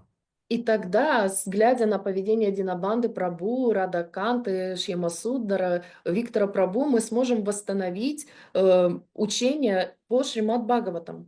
Because being true devotees, they're living according to devotional values. Потому что, будучи чистыми преданными, они живут по священному писанию. And then those values you describe again in another book. И вы просто сможете описать те же ценности в другой книге. So you understand the point of person Bhagavata and book Bhagavata. Теперь вы понимаете суть человека Бхагавата и писания Бхагавата. Mhm. So Lord Chaitanya said that Shivas Thakur, he's a person Bhagavata, and you're reading book Bhagavata, but you offended the person Bhagavata. И поэтому Господь Чайтанья таким образом сказал, что Шивастакур был человеком Бхагавата, а ты читаешь книгу Бхагавата, то есть ты оскорбил человека Бхагавата. And Srimad Bhagavatam is about love. А Шримад Бхагаватам, она является самой по себе о любви книгой. And Shivas Thakur manifested that love before you, right in front of your eyes, but you did not got it. И Шивастакур проявил эту чистую любовь прямо перед тобой, перед твоими глазами, а ты этого не увидел. So since you offended Shivas Thakur, you'll never understand the meaning of Srimad Bhagavatam. Therefore, you don't have the right to teach Srimad Bhagavatam. И поэтому из-за того, что ты не понял этого состояния любовного Шиваса Такура, ты не являешься преданным, ты не сможешь никогда объяснить значение Шримад Бхагаватам. So disgusted, Lord Chaitanya walked away. This time he didn't want to beat him, but just walked away. He just ignored him. И после этого Господь Чайтанья просто ушел, он даже не хотел его бить в этот раз, он просто его проигнорировал, отвернулся и ушел. And to some degree, Devananda, when he heard these words, he was embarrassed. И Девананда, когда он услышал эти слова, он в какой-то степени засмущался. He was a Brahmana, he was a sattvic person, so he had some conscience, and he felt that he did something wrong towards Shivas Thakur. Он был браманом, он был саттвической натурой по своей природе, и поэтому у него было сознание. И он этим сознанием понял, что он действительно сделал что-то не то в отношении Шиваса Такура. But still, regarding his appreciation of Lord Chaitanya, or even of Shivas Thakur as a great devotee, blank, nothing. Но тем не менее, что касается того, чтобы воспринимать Господа Чайтанью как проявление Господа или Шиваса Такурам считать чистым преданным, в отношении этого у него было просто blank, пробел, он ничего не понимал в этом. So he went on just doing his profession. He was teaching Srimad Bhagavatam. Поэтому он просто продолжал делать то, что он умеет делать. Он обучал Шримад Бхагаватам. Some times passed, Прошло какое-то время. and one day a very extraordinary thing happened. И одна очень невероятная вещь произошла. One of the most intimate associates of Lord Chaitanya by the name Vakreshwar Pandit, he was traveling and he came to Navadvipa. Один из очень близких спутников Господа Чайтаньи по имени Вакешвар Пандит, он приехал в Навадвип. And Vakreshwar Pandit started doing daily some very, very ecstatic kirtans. И Вакешвар Пандит стал каждый вечер петь экстатические киртаны. Vakreshwar Pandit was one of those persons, Bhagavatas, who had divine love in his heart. Вакешвар Пандит был одним из тех преданных людей, у которых была чистая любовь к Богу. He had no any trace of material desires in his heart. У него не было и следа материальных желаний в его сердце. He had only ecstatic love in his heart. В его сердце присутствовала только экстатическая любовь. And therefore, when Vakreshwar Pandit was dancing, when he was chanting, all the symptoms of divine ecstasy were manifested in his heart. И поэтому, когда Вакешвар Пандит пел или танцевал, все признаки экстатического транса были проявлены в его существе. And sometimes he was falling on the ground, sometimes he was rolling, sometimes he was crying, and it was divine manifestation of ecstatic feelings. И иногда он падал на землю, катался по ней, плакал, и все это являлось экстатическими проявлениями любви к Господу. And beside that, he was very, very humble. А помимо всего этого, он был еще очень-очень скромным. Mhm. And one day, Vakreshwar Pandit came to Devananda Pandit's ashram. И однажды Вакешвар Пандит пришел в ашрам к Девананду And Пандите. when Devananda Pandit saw the humility in the heart of Vakreshwara and his divine love, somehow Devananda got attracted towards Vakreshwar Pandit and he appreciated the devotion in the heart of Vakreshwar Pandit. И тогда Девананда Пандит увидел всю смиренность и всю божественную любовь, находящуюся в сердце Вакешвара Пандита, и он оценил эту преданность, и он почувствовал тягу, привязанность к этому преданному. Adao Shraddha Tato Sadhu Sangat Ha Bhajana Kriya. So feeling some Shraddha, some preliminary trust, he started serving Vakreshwara Pandit.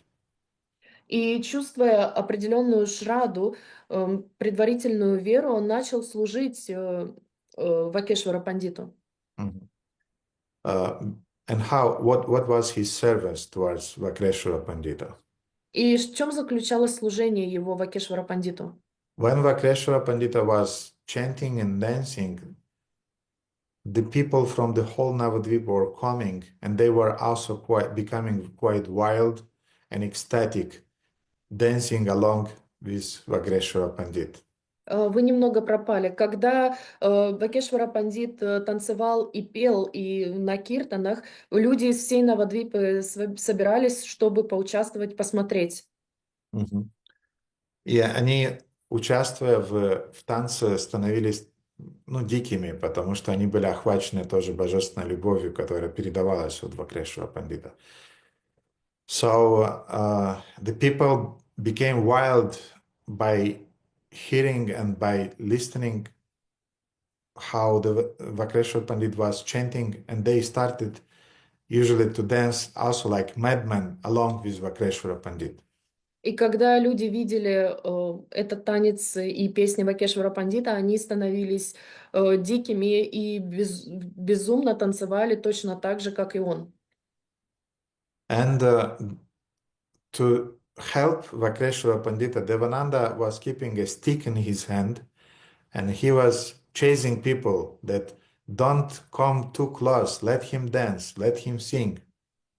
И Девананда Пандит, он обычно брал палку или пруд земли и начинал гонять этих преданных, говоря, не подходите к нему слишком близко, позвольте ему танцевать спокойно.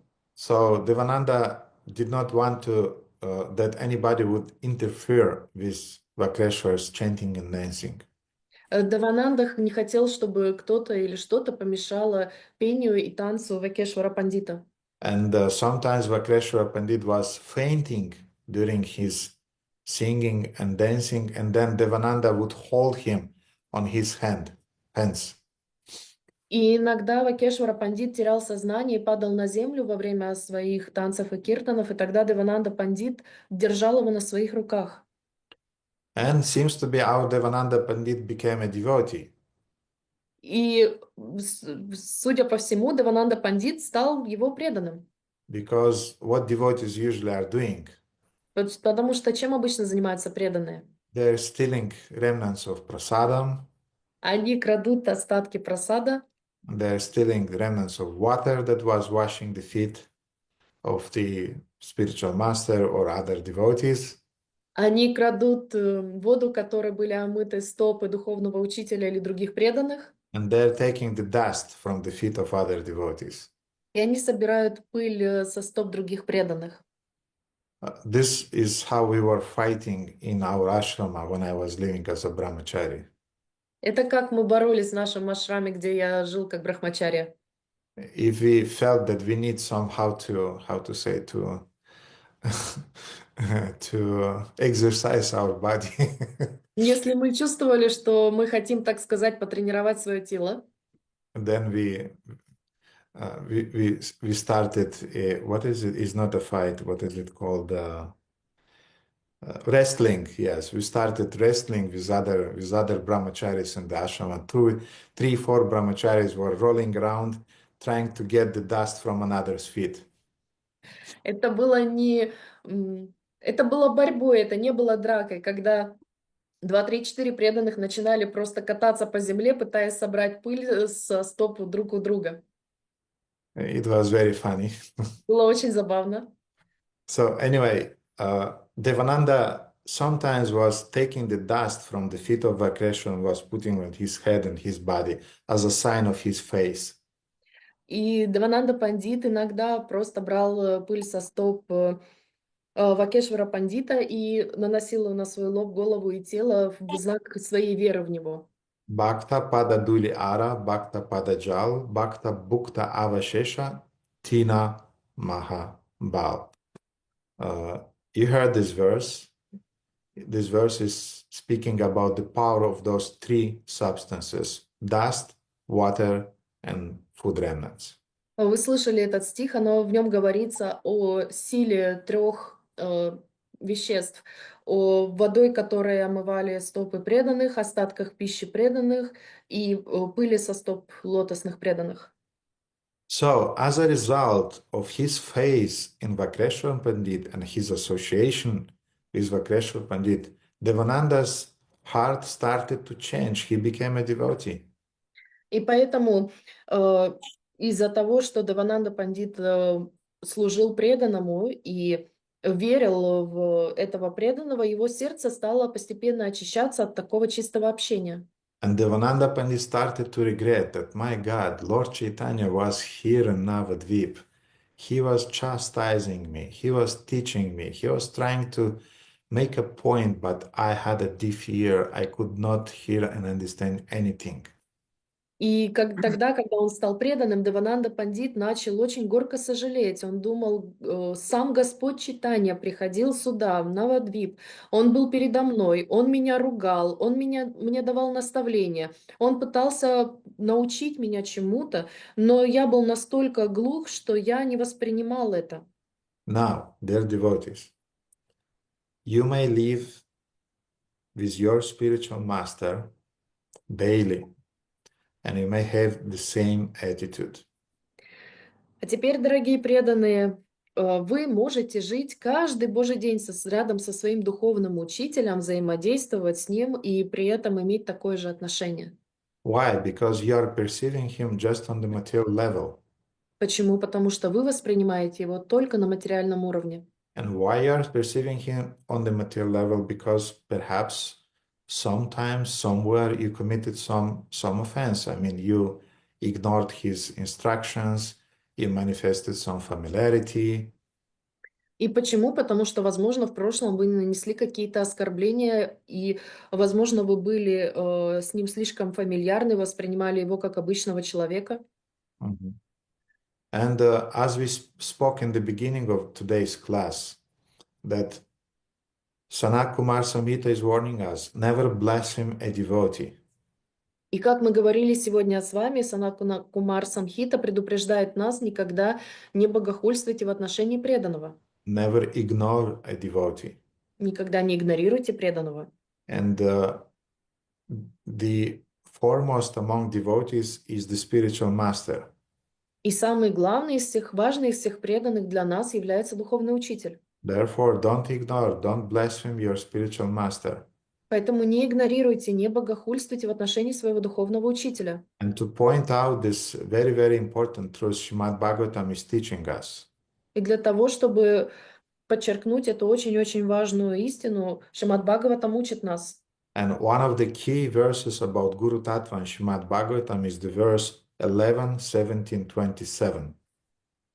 И очень важный стих из Шримад Бхагаватам, который учит нас Гуру Татве, является Шримад Бхагаватам 11, 17, 27. Acharya man vigyanyan navamaneta karhichit namartya buddhyashveta sarva deva mayo guru. Who knows this verse? Кто знает этот стих? Nobody knows. Никто не знает. That's not good. Это нехорошо. Aruna Govinda knows that's very good. Аруна Говинда знает очень хорошо. Aruna Rasa is shy also to show her hand. Каруна. Shamasundara must know, but I don't. Shamasundara, you know this verse? Acharya Man Viganyan. Yes, Shamasundara knows. Yes, this is a very, very important, one of the key verses in Bhagavatam about Guru Tattva. Да, это очень важный стих из Шримад Бхагаватам, один из ключевых стихов о Гуру Татве. So Krishna is telling to Uddhava in this 11th canto of Srimad Bhagavatam. Итак, Кришна говорит Удаве в этой 11-й песне Шримад Бхагаватам. Acharya Man Viganyan. O Uddhava, you should know that I am non-different from the Acharya, or Acharya is non-different from me. О, Уддава, тебе следует знать, что Ачарья — это я. Navamanyeta Karhichit, never disrespect him. И никогда не проявлять неуважение к нему. Namartya Buddha Shweta, you should never envy your spiritual master. Никогда нельзя завидовать своему духовному учителю. Never consider him to be an ordinary man, Никогда не считай его простым смертным. because Sarva Deva Mayo Guru, all the demigods are present in the body or in the person of the spiritual master. Ибо он представитель всех полубогов. Mhm. And here it is said, Nabudya Shweta. Shweta means asweta, so never become envious. Ашвета означает никогда не быть завистливым. And in his purport to this verse, Sanatana Goswami is writing И в своем комментарии к этому стиху Санатана Госвами пишет, that how a disciple's envy towards spiritual master can manifest. как может проявиться зависть ученика по отношению к своему духовному учителю. The disciple will not blame and will not blaspheme his guru. Ученик не будет завидовать и не будет богохульствовать в отношении своего духовного учителя. He would not shout at his guru. Он не будет кричать на своего духовного учителя. He will even maybe externally will follow the instructions of the guru. Он даже будет, возможно, внешне следовать наставлениям духовного учителя.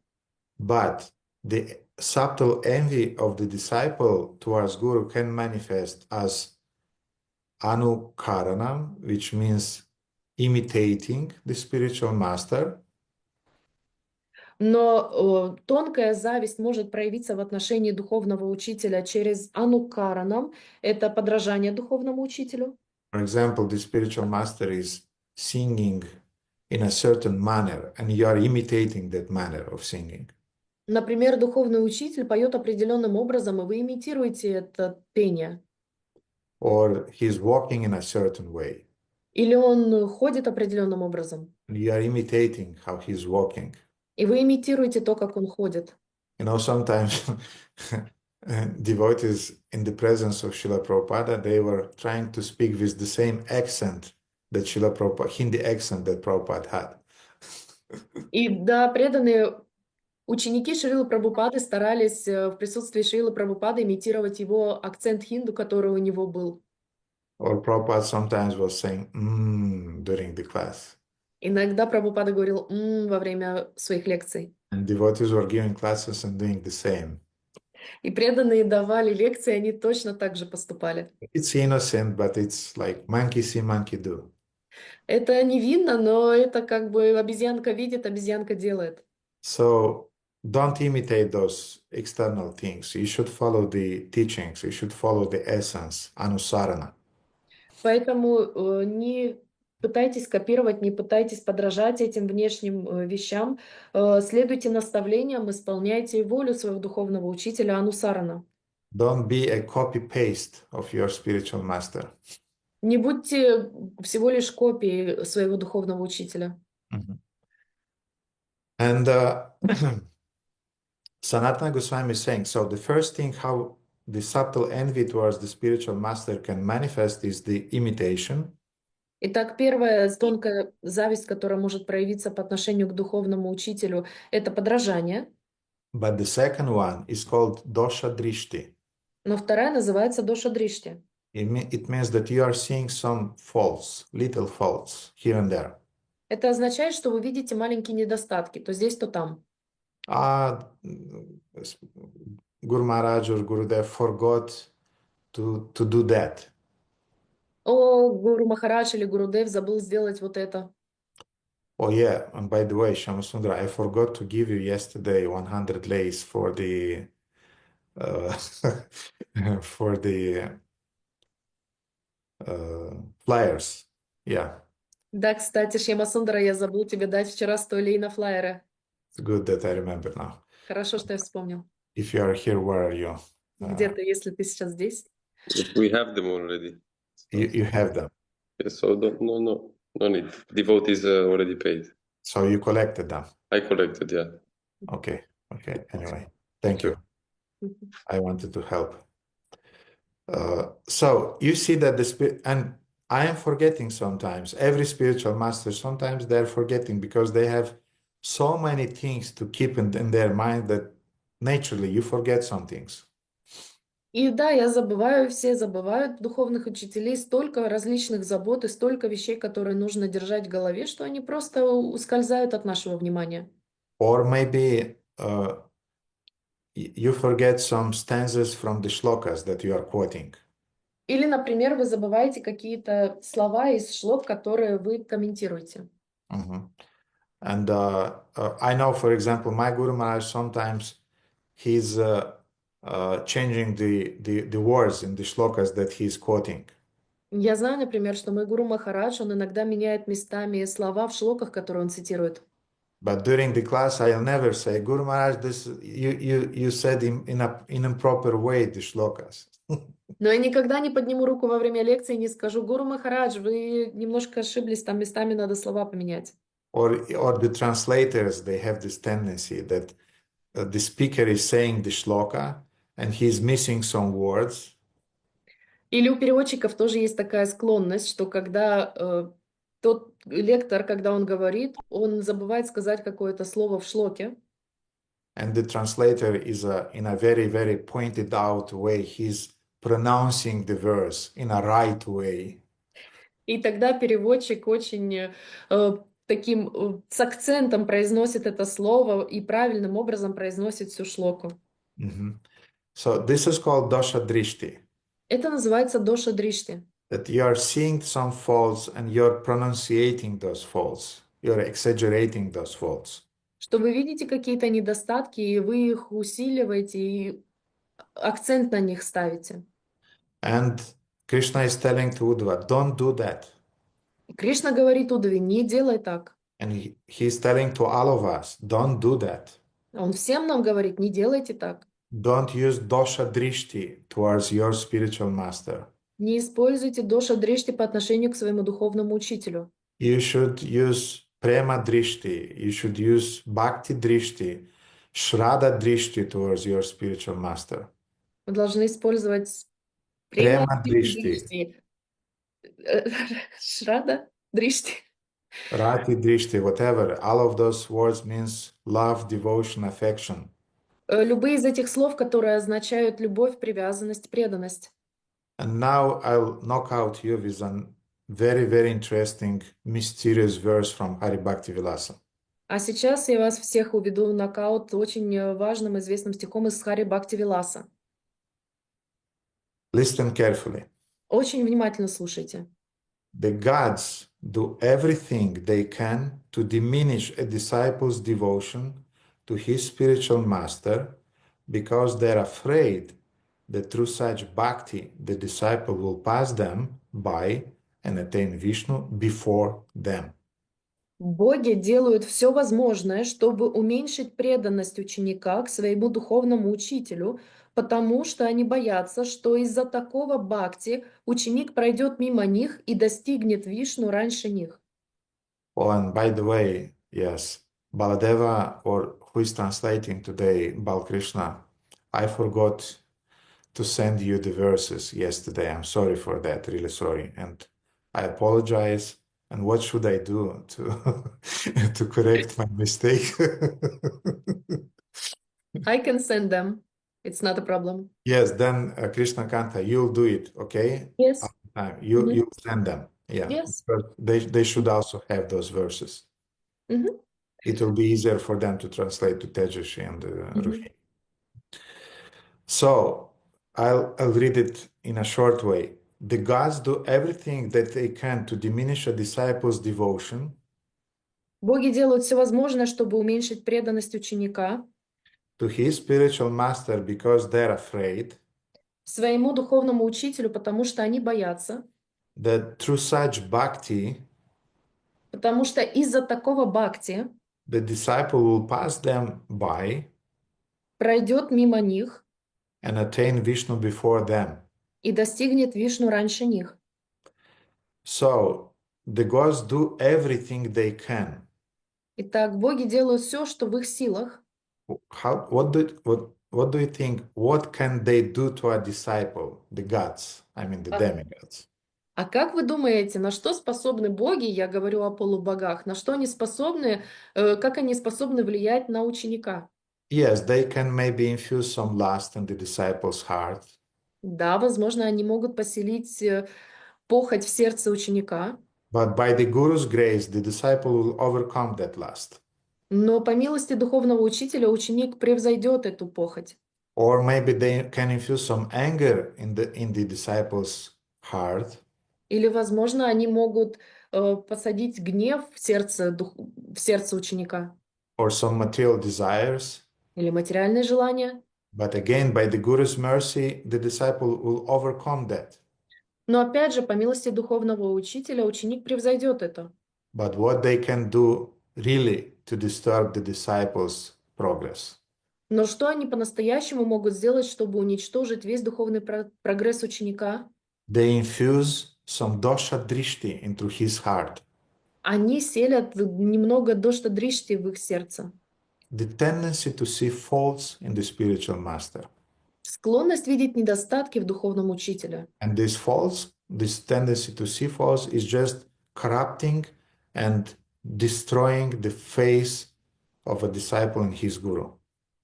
И эти недостатки, эта склонность видеть недостатки, она просто занимает сердце ученика, и она уничтожает веру в своего духовного учителя. And when the disciple doesn't have faith in his spiritual master, the whole process is corrupted, the whole process is destroyed. И когда у ученика нет веры в своего духовного учителя, тогда разрушается весь процесс. So, therefore, Narada Muni is warning us in Srimad Bhagavatam, И поэтому Нарада Муни предупреждает нас в Шримад Бхагаватам in Canto 7, в 7 главе 15:26. 15:26. This is another very important verse from Srimad Bhagavatam on Guru Tattva. Это еще один очень важный стих из Шримад Бхагаватам по поводу Гуру Татвы. All the disciples should know this verse Всем ученикам нужно знать этот стих, if they really want to become disciple. если они по-настоящему хотят стать учениками. So first one was Acharya Man Vigyaniyan, То есть первое был вот этот стих, and now another verse, very important. а теперь еще один стих очень важный. Yasya Sakshat Bhagavati Jnana Dipe Pradagurau Martyasya Di Shutantasya Shaucham Kunjara Shauchavat. O King, the spiritual master, the giver of transcendental knowledge, is the Supreme Lord Himself. О, король, духовного учителя следует считать самим Верховным Господом. Кришнаканта слово «king» переводится как «о царь». Царь. His manifest form of Prakasha Vigraha. So he's the Supreme Lord, the manifest form Prakasha Vigraha. Он является проявленной формой, его проявленной формой Пракаша Виграха. Let me find the BBT translation because this is a translation by one of Srila Prabhupada's God brothers. Мне нужно найти перевод BBT, потому что это перевод одного из духовных братьев Шрилы Прабхупады.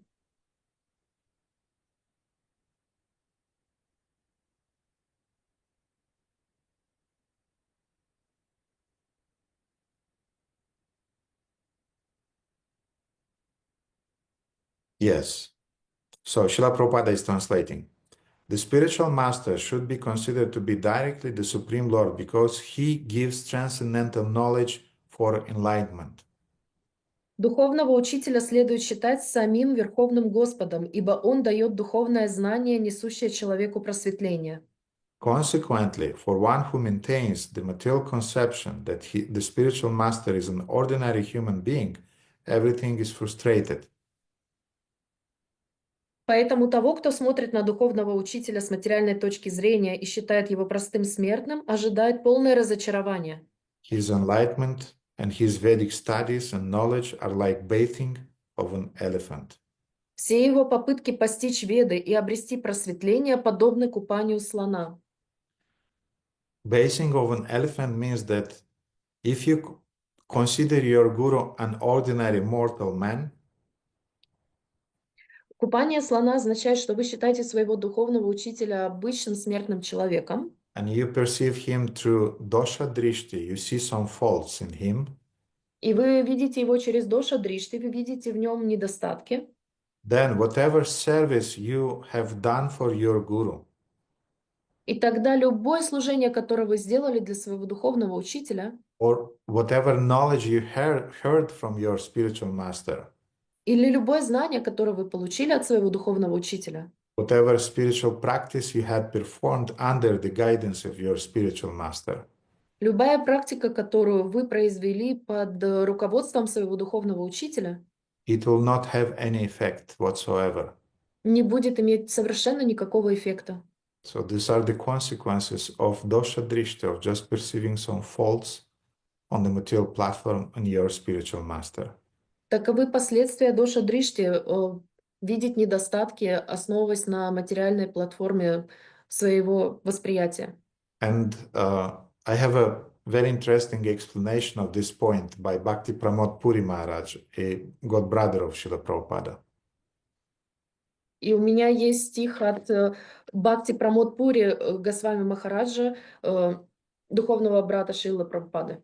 Павел, это стих из Шримад Бхагаватам 7, 15, 26. So Pavel was asking which verse is that? Yes, 7, 15, 26, that's the verse. But now let's remember Guru Mukha Padma Vakya Chiteti Koriya Aikya verse from Guru Vandana that we are singing daily. Давайте вспомним стих из Гуру Вандана, который мы поем ежедневно. Fix your mind on the words emanating from the lotus mouth of the spiritual master. Сосредоточьте свой ум на словах из лотосных уст духовного учителя. Shri Guru Charanerati Aise Uttama Agati. Affection for Guru's lotus feet is the ultimate goal, for by his mercy all of one's aspirations are realized. Любовь к лотосным стопам гуру – высшая цель, поскольку по его милости реализуются все стремления. So, explaining this verse, Srila Prabhupada's god brother, Bhakti Pramod Puri Maharaj, is saying, Объясняя этот стих, Бхакти Прамод Пури Махарадж говорит: from faith in the words of the spiritual master, affection for his service increases. от веры в слова духовного учителя возрастает привязанность к его служению. Someone who becomes a powerful preacher or learned writer, but makes no effort to put the spiritual master's words into practice, show no actual love for him. Тот, кто становится влиятельным проповедником или ученым-писателем, но не прилагает усилий, чтобы претворить слова духовного учителя в жизнь, не проявляет к нему настоящей любви. So you may be a great preacher, you may be a great leader, great this or that, but if you're not applying practically the instructions of your spiritual master, you're not a disciple. То есть вы можете быть великим проповедником, ученым-писателем или кем угодно, но если вы не претворяете в жизнь слова своего духовного учителя, то вы не проявляете к нему настоящей любви. The spiritual master can see through those who only makes a show of affection for him and will surely crown with success the sincere attempts of the disciple who genuinely follows his directions. Духовный учитель может видеть насквозь тех, кто лишь демонстрирует свою привязанность к нему и обязательно увенчает успехом искренние усилия ученика, который искренне следует его указаниям. So please don't forget, Поэтому, пожалуйста, не забывайте. the wife immediately detects when her husband is looking at other women. Жена сразу же замечает, если ее муж смотрит на других женщин. I think I will not ask the wives, I mean the ladies, but you have a smell. I mean, you have a sixth sense. You immediately feel if your husband is looking just on the walking on the streets, just looking for even half of a second, if his glance fell on another woman. Я не буду сейчас спрашивать женщин, матаджи, но вы знаете, что вы чувствуете, у вас есть это шестое чувство, этот особый нюх, который помогает вам понять, что ваш муж перевел взгляд на какую-то другую женщину. Даже если вы идете с ним по улице, и его взгляд всего лишь на долю секунды задержался на ком-то другом, вы точно знаете, что это произошло. A mother, she just detects every lie that her son or daughter said. И мать замечает любую, даже самую маленькую ложь, которую скажут ее сын или дочь. You cannot cheat your mother. She knows you. Маму нельзя обмануть, она все знает о вас. Mhm. So in the same way, you cannot cheat your spiritual master. He will immediately detect it. И точно так же вы не можете обмануть своего духовного учителя, он сразу же это почувствует. He will feel if you are chanting your 16 rounds, if you are following all the four regulative principles, or only two, or only three. Он сразу же почувствует, если вы считаете все 16 кругов, или если вы соблюдаете всего лишь 2 или 3 регулирующих принципа. He knows if you are reading daily or not. Он знает, читаете ли вы каждый день или нет. And he knows you are listening to his classes or somebody else's classes. И он будет знать, если вы слушаете его лекции или вы слушаете чьи-то другие лекции. He immediately detects it. Он немедленно это почувствует. Not because he's a mystic, И не потому, что он мистик, знаете. By the affection, by the care some bond is creating with all of his disciples. Из-за любви, из-за привязанности происходит особая связь, которая происходит между учителем и учеником. So therefore, he immediately detects some pretentiousness, some how to say, some insincerity. И поэтому он сразу же почувствует какую-то неискренность или представление, шоу, Притворство. притворство. And in the same way, he is immediately detecting some devotion, even if a disciple, or some sincerity, even if a disciple is doing mistakes. И в то же самое время он почувствует преданность, даже если преданный совершает какие-то ошибки. Anyway, the quote is long. I will read the last part of it. В любом случае, цитата довольно длинная, я прочитаю только последнюю ее часть. If we make no effort to seek out the blessings of the spiritual master, we may worship the Lord for millions of lifetimes without his ever becoming satisfied with us. Если мы не будем прилагать усилий в поисках благословений духовного учителя, мы можем поклоняться Господу миллионы жизней, и Он никогда не будет удовлетворен нами. So, it's an interesting point. Это очень интересная мысль. You can offend the Lord, Вы можете оскорбить Господа, but the spiritual master can save you. но духовный учитель может вас спасти. You can offend the spiritual master, Вы можете оскорбить духовного учителя, but the Lord will not be able to save you. но Господь не сможет вас спасти. And in this case of Devananda Pandit, he offended the Lord. И в этом случае, в случае Девананда Пандита, он оскорбил самого Господа. The Lord could not help him. И Господь не мог ему помочь. In the same way, again, don't forget, the spiritual master can save you from material desires, but he will not be able to save you from dosha drishti, from fault finding in him. Поэтому помните, что духовный учитель может спасти вас от материальных привязанностей и желаний, но он не сможет спасти вас от доша дришти, от поиска этих недостатков в нем. Mhm. He'll be helpless, Он будет беспомощен, and the Lord will be helpless. и Господь не сможет вам помочь. It's your choice to see Это, faults or to see Him, to perceive Him via the eyes of love. это ваш выбор, искать в нем недостатки или видеть его глазами любви. And the same thing about the other devotees.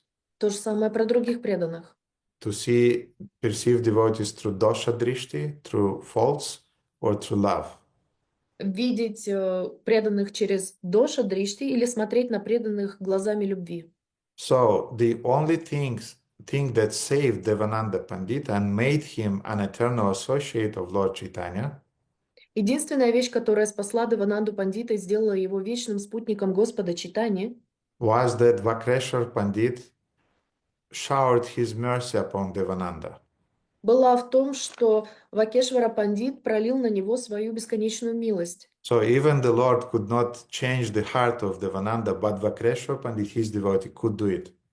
Даже Господь не смог очистить сердце Девананды, но Вакешвара Пандит, преданный, смог это сделать. Sometimes the spiritual master can be angry at us, Иногда духовный учитель может быть зол на нас and he may ignore us. и может нас игнорировать. But if you are able to please his senior disciples, Но если вы будете в состоянии удовлетворить его старших преданных, учеников, you still have a chance. у вас все еще есть шанс.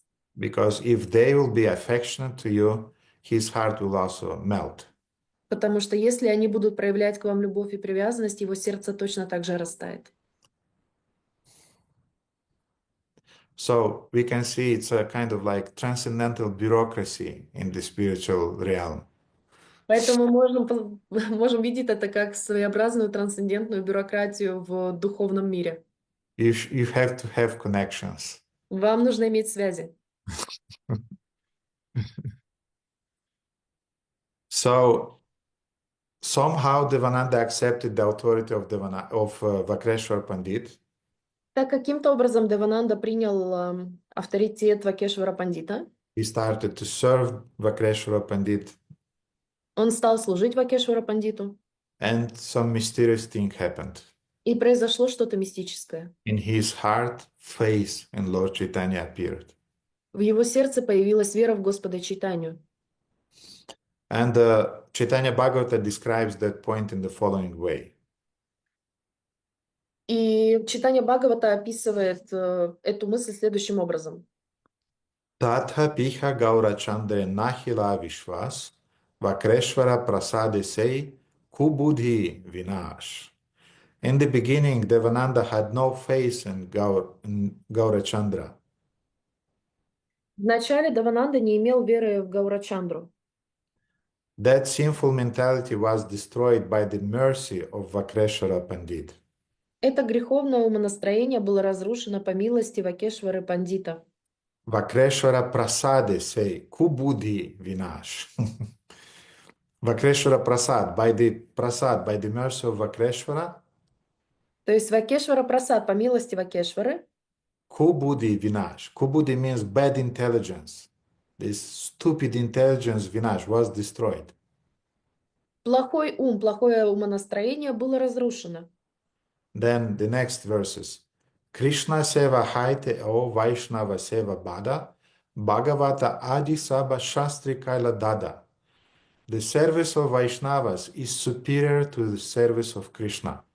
Служение Вайшнавам превыше служения Кришны. You hear it, dear devotees? Вы слышали это, дорогие преданные? Service to Vaishnavas is higher than service to Krishna. Служение Вайшнавам превыше служения Кришне. All scriptures headed by Srimad Bhagavatam confirms it. Это подтверждают все священные писания во главе со Шримад Бхагаватом. And then we have another very, very beautiful verse. И затем у нас есть еще один очень-очень красивый стих. If somebody will remind me, then I'll send these 3 verses today because this is the main takeaway from today's class. I'll send them to Japa Puja Shrimad Bhagavatam together chat, okay? Shyamasundara, you'll remind me, okay? So the last verse is saying, Siddhir bhavati vaniti samsayachyuta sevinam nishama shayastu dat bhakta paricharya ratatmanam. There may be a doubt whether the servants of the Supreme Personality of Godhead will attain perfection. Можно сомневаться в том, что достигнут ли совершенства слуги Верховной Личности Бога. So maybe they'll attain, maybe not. Maybe they'll go back home, back to Godhead, maybe not. То есть, может, они достигнут совершенства, может, нет. Может, они пойдут обратно домой, обратно к Богу, может быть, и нет. But there is absolutely no doubt that those who are attached to serving Lord Hari's devotees will attain perfection. Но нет абсолютно никаких сомнений в том, что те, кто привязан к служению преданным Господа, достигнут совершенства. So who are those devotees that these verses is speaking about? А кто эти преданные, о которых говорится в этом стихе? Please look into your Zoom now Посмотрите в свой Zoom сейчас and don't look at your picture, и не на себя смотрите. but look nearby. Посмотрите вокруг. For example, I see Premalata, Например, я вижу Прималату, I see Sergey, I see Radhakanta, Valentina, Сергея Радаканта, Валентина, Elena, Елена, Rohini, Рахини, Megambari, Мегамбари, Andrei, Dinabandhu, Chandramala, Krishnakanta, Nila Madhava, Anya and Aruna Govinda, I see Elena, Kumar, I see Victor, I see Pavel, Tejas, Shri Vishwapalaka, Shyamasundara, Karunarasa, Ivan. Then I see, who else is there? And other devotees whose cameras are turned off because they're doing their duty, they're on the job, no problem. И также других преданных я вижу, у которых сейчас выключены камеры, они находятся на выполнении своих обязанностей. So when we hear that we should serve devotees, Поэтому, когда мы слышим, что мы должны служить преданным, we are not talking about devotees somewhere, you know. мы не говорим о преданных, которые находятся где-то там. No, look around, those devotees you should serve. Нет, вот посмотрите вокруг, голову поверните, вот этим преданным вы должны служить. Those devotees that you are seeing on your Zoom now. Вот те преданные, которых вы сейчас в зуме видите. Those Vaishnavas you should serve. Этим вайшнавам вы должны служить. And if you'll try to serve Krishna, maybe yes, maybe not, you'll attain perfection. А если вы будете стараться служить Кришне, может быть, да, может быть и нет, вы достигнете совершенства. But if you'll serve Dinabandhu, Prabhu, Chandramala, Mataji, Megambari, Mataji, Pavel, Victor, Elena, Aruna Govinda, Nila Madhava, for sure you'll attain perfection. Но если вы будете служить тем преданным, которые вы видите здесь перед собой, то вы точно достигнете совершенства. So, as the result of Vakreshwara Prabhu's mercy, the heart of Devananda Pandit got completely changed. Итак, по милости Вакешвара Пандита, сердце Девананда Пандита было полностью очищено. And later, Lord Chaitanya, when already after taking sannyas, he again came to Navadvip. И когда Господь Чайтанья уже после принятия саньяса снова приехал в Навадвип, And he stopped in Kulia, where he was excusing and forgiving different offenders. и он остановился для того, чтобы простить людей, которые его оскорбляли и обижали. Нет, он остановился в Кулие и проявил лилу прощения различных оскорбителей. For example, in Kulia there was another offender, famous offender by the name Gopal Chapal, who also offended Srivas Thakur previously. Например, в Кулии был один из обидчиков, Гопал Чапал, который точно так же обидел кого? Srivas Thakura. Шивастакура. And as a result of his offense, Gopal Chapal's body was covered by leprosy. И вследствие этого оскорбления тело Гопала Чапала было покрыто язвами.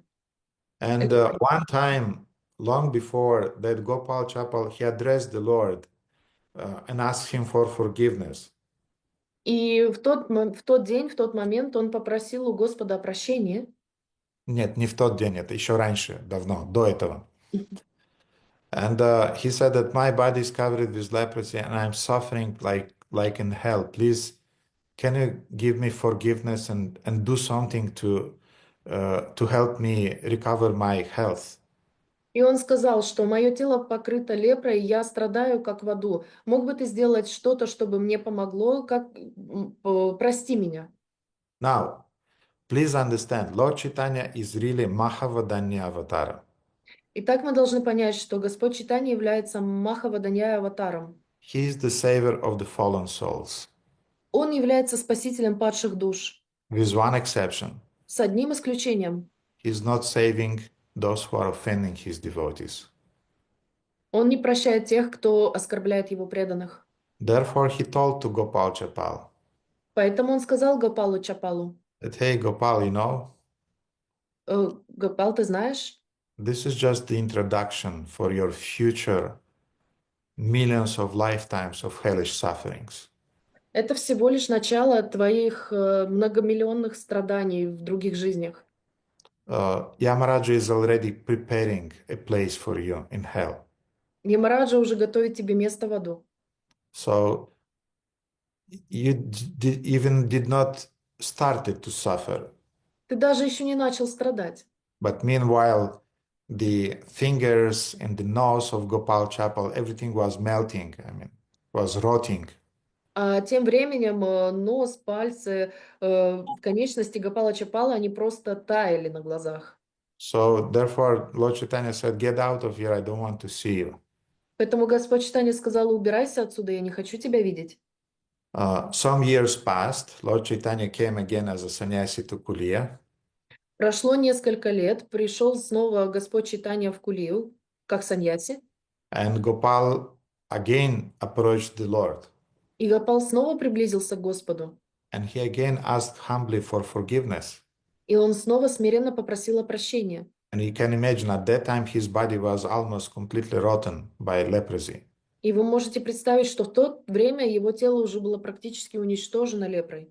And this time Lord Chaitanya told him, И в этот раз Господь Чайтанья сказал ему: "You want forgiveness? ты хочешь прощения? Go to Shivas and beg forgiveness from him because you offended him." Иди к Шивасу Такуру и проси у него прощения, потому что ты его оскорбил.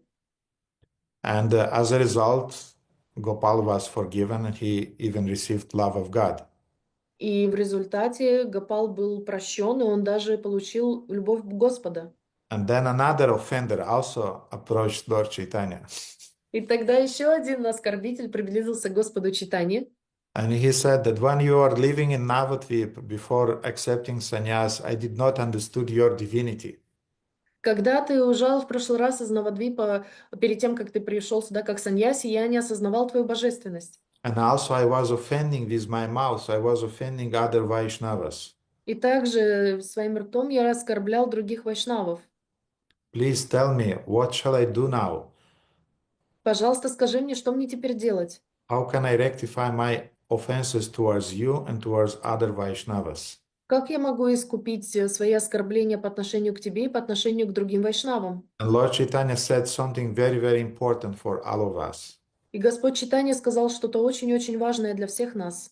With the same mouth that you are drinking poison, with the same mouth you should now start drinking nectar. Тем же самым ртом, которым ты когда-то испил яд, ты должен начать принимать нектар. In other words, with the same mouth that you're blaspheming, criticizing, offending devotees before, you should start glorifying devotees now. Тем же ртом, которым вы оскорбляете, критикуете, осуждаете преданных, тем же самым ртом вы должны сейчас восхвалять преданных. If you'll glorify devotees, your offenses will be nullified. И если вы будете восхвалять преданных, ваши оскорбления сведутся к нулю.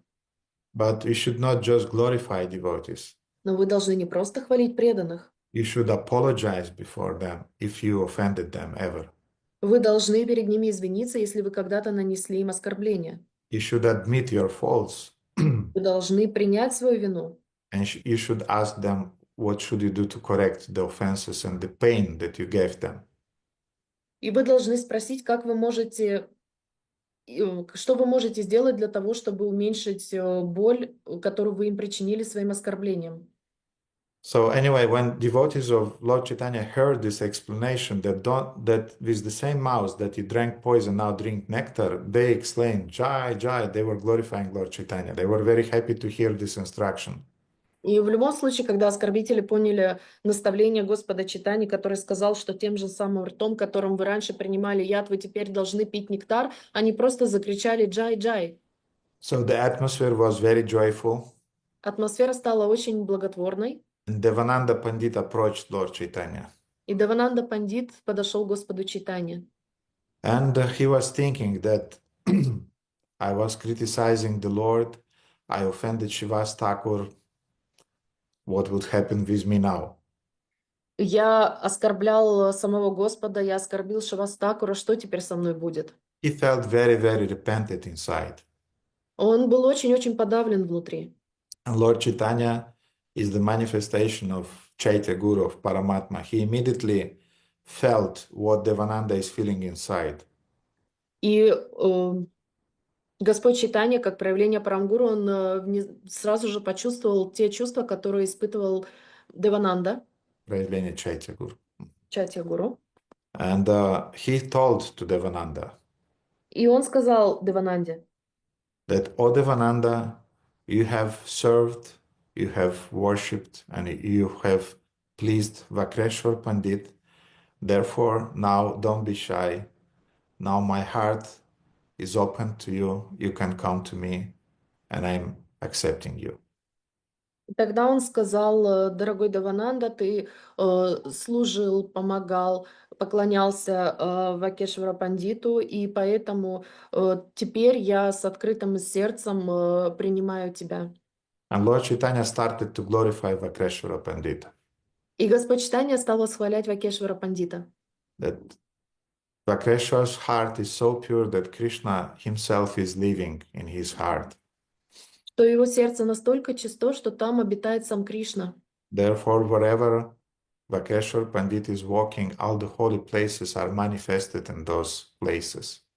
Поэтому куда бы ни ступала нога Вакешвара Пандита, то место становится священным. And because you served Vakreshwar Pandit, your heart become purified. И потому что ты служил Вакешвара Пандиту, твое сердце очистилось. And that's the reason today you're receiving Krishna's mercy. И это причина, по которой сегодня ты получаешь милость Кришны. So that's how Devananda Pandit was forgiven. И это именно то, как Девананда Пандит был прощен. That's how Devananda Pandit attained perfection in his spiritual life. И таким образом Девананда Пандит достиг совершенства в своей духовной жизни. Mhm. So, I have a quote from Srila Prabhupada. I want to read it just to nail everything I said today. У меня есть цитата Шрилы Прабхупады, я хочу ее прочитать для того, чтобы закрепить все то, что мы сегодня с вами обсудили. And then maybe you'll have some questions and we'll discuss them. А возможно, потом у вас есть какие-то вопросы, которые мы с вами обсудим. So, in one of his lectures in Mayapur, 28th of March, 75, Srila Prabhupada said, Итак, в одной из своих лекций в Майпуре в марте, 28 марта 1975 года Шрила Прабхупада говорит: again, don't forget that we are discussing all these stories and truths in the light of that verse from Sanat Kumara Samhita, which says, don't blaspheme Vaishnavas. If you want to be a surrendered soul, never blaspheme Vaishnavas. Не забывайте, что мы все это с вами обсуждаем в рамках стиха из Санат Кумар Самхиты, в которой говорится: никогда не оскорбляйте вайшнавов, никогда не богохульствуйте в отношении вайшнавов. So Prabhupada is saying, Итак, Прабхупада говорит: we are servants of the servants. мы слуги слуг. That is Chaitanya Mahaprabhu's instruction. Таково наставление Чайтаньи Махапрабху. Gopi Bhartur Pada Kamalayor Dasa Dasa Anudasa. The more you become servant of the servant, the more you are perfect. Чем больше вы становитесь слугой, тем более вы совершенны. And if you all of a sudden want to become master, then you go to hell. А если вы вдруг захотите стать господином, то попадете в ад. That's all. Вот и все. Don't do that. Не делайте этого. This is the teaching of Sri Chaitanya Mahaprabhu. Таково учение Шри Чайтаньи Махапрабху. If you go through the servant, then you are advanced. Если вы проходите через слугу, слуги, значит, вы продвинулись. And if you think that you have now become the master, then you are going to hell. А если вы думаете, что теперь вы стали господином, то вы отправляетесь в ад. This is the process, dasa dasa anudasa. Таков процесс даса анудаса, Chaitanya Mahaprabhu said, сказал Чайтанья Махапрабху. so servant of the servant of the servant, 100 times servant now, that means he's advanced. Итак, слуга, слуги, 100 раз слуги, это значит, что он продвинулся. He's advanced, and one who is becoming directly the master, then he's going to hell. Он продвинулся, а тот, кто становится непосредственным хозяином, тот попадает в ад. Becoming the master means you become proud. Стать хозяином означает стать гордым. But if you remain humble, you'll never criticize devotees. Но если вы остаетесь смиренным, вы никогда не будете критиковать преданных. You'll always glorify them. Вы всегда будете их восхвалять. You'll always satisfy them by your service. Вы всегда будете удовлетворять их своим служением. And that's how you'll become the objects of devotees Vaishnava's kripa. И таким образом вы станете объектом для крипы вайшнавов.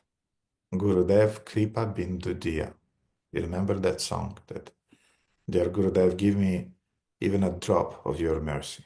Вы помните этот стих, в котором говорится: Гурудев, дай мне, пожалуйста, хотя бы каплю своей милости.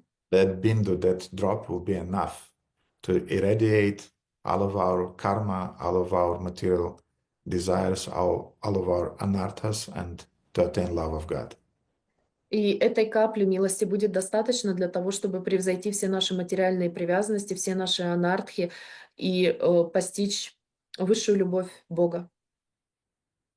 So thank you very much, dear devotees, for your attention. If you have some questions, let's discuss them. Поэтому спасибо вам большое за внимание, дорогие преданные. Если у вас есть какие-то вопросы, давайте их обсудим.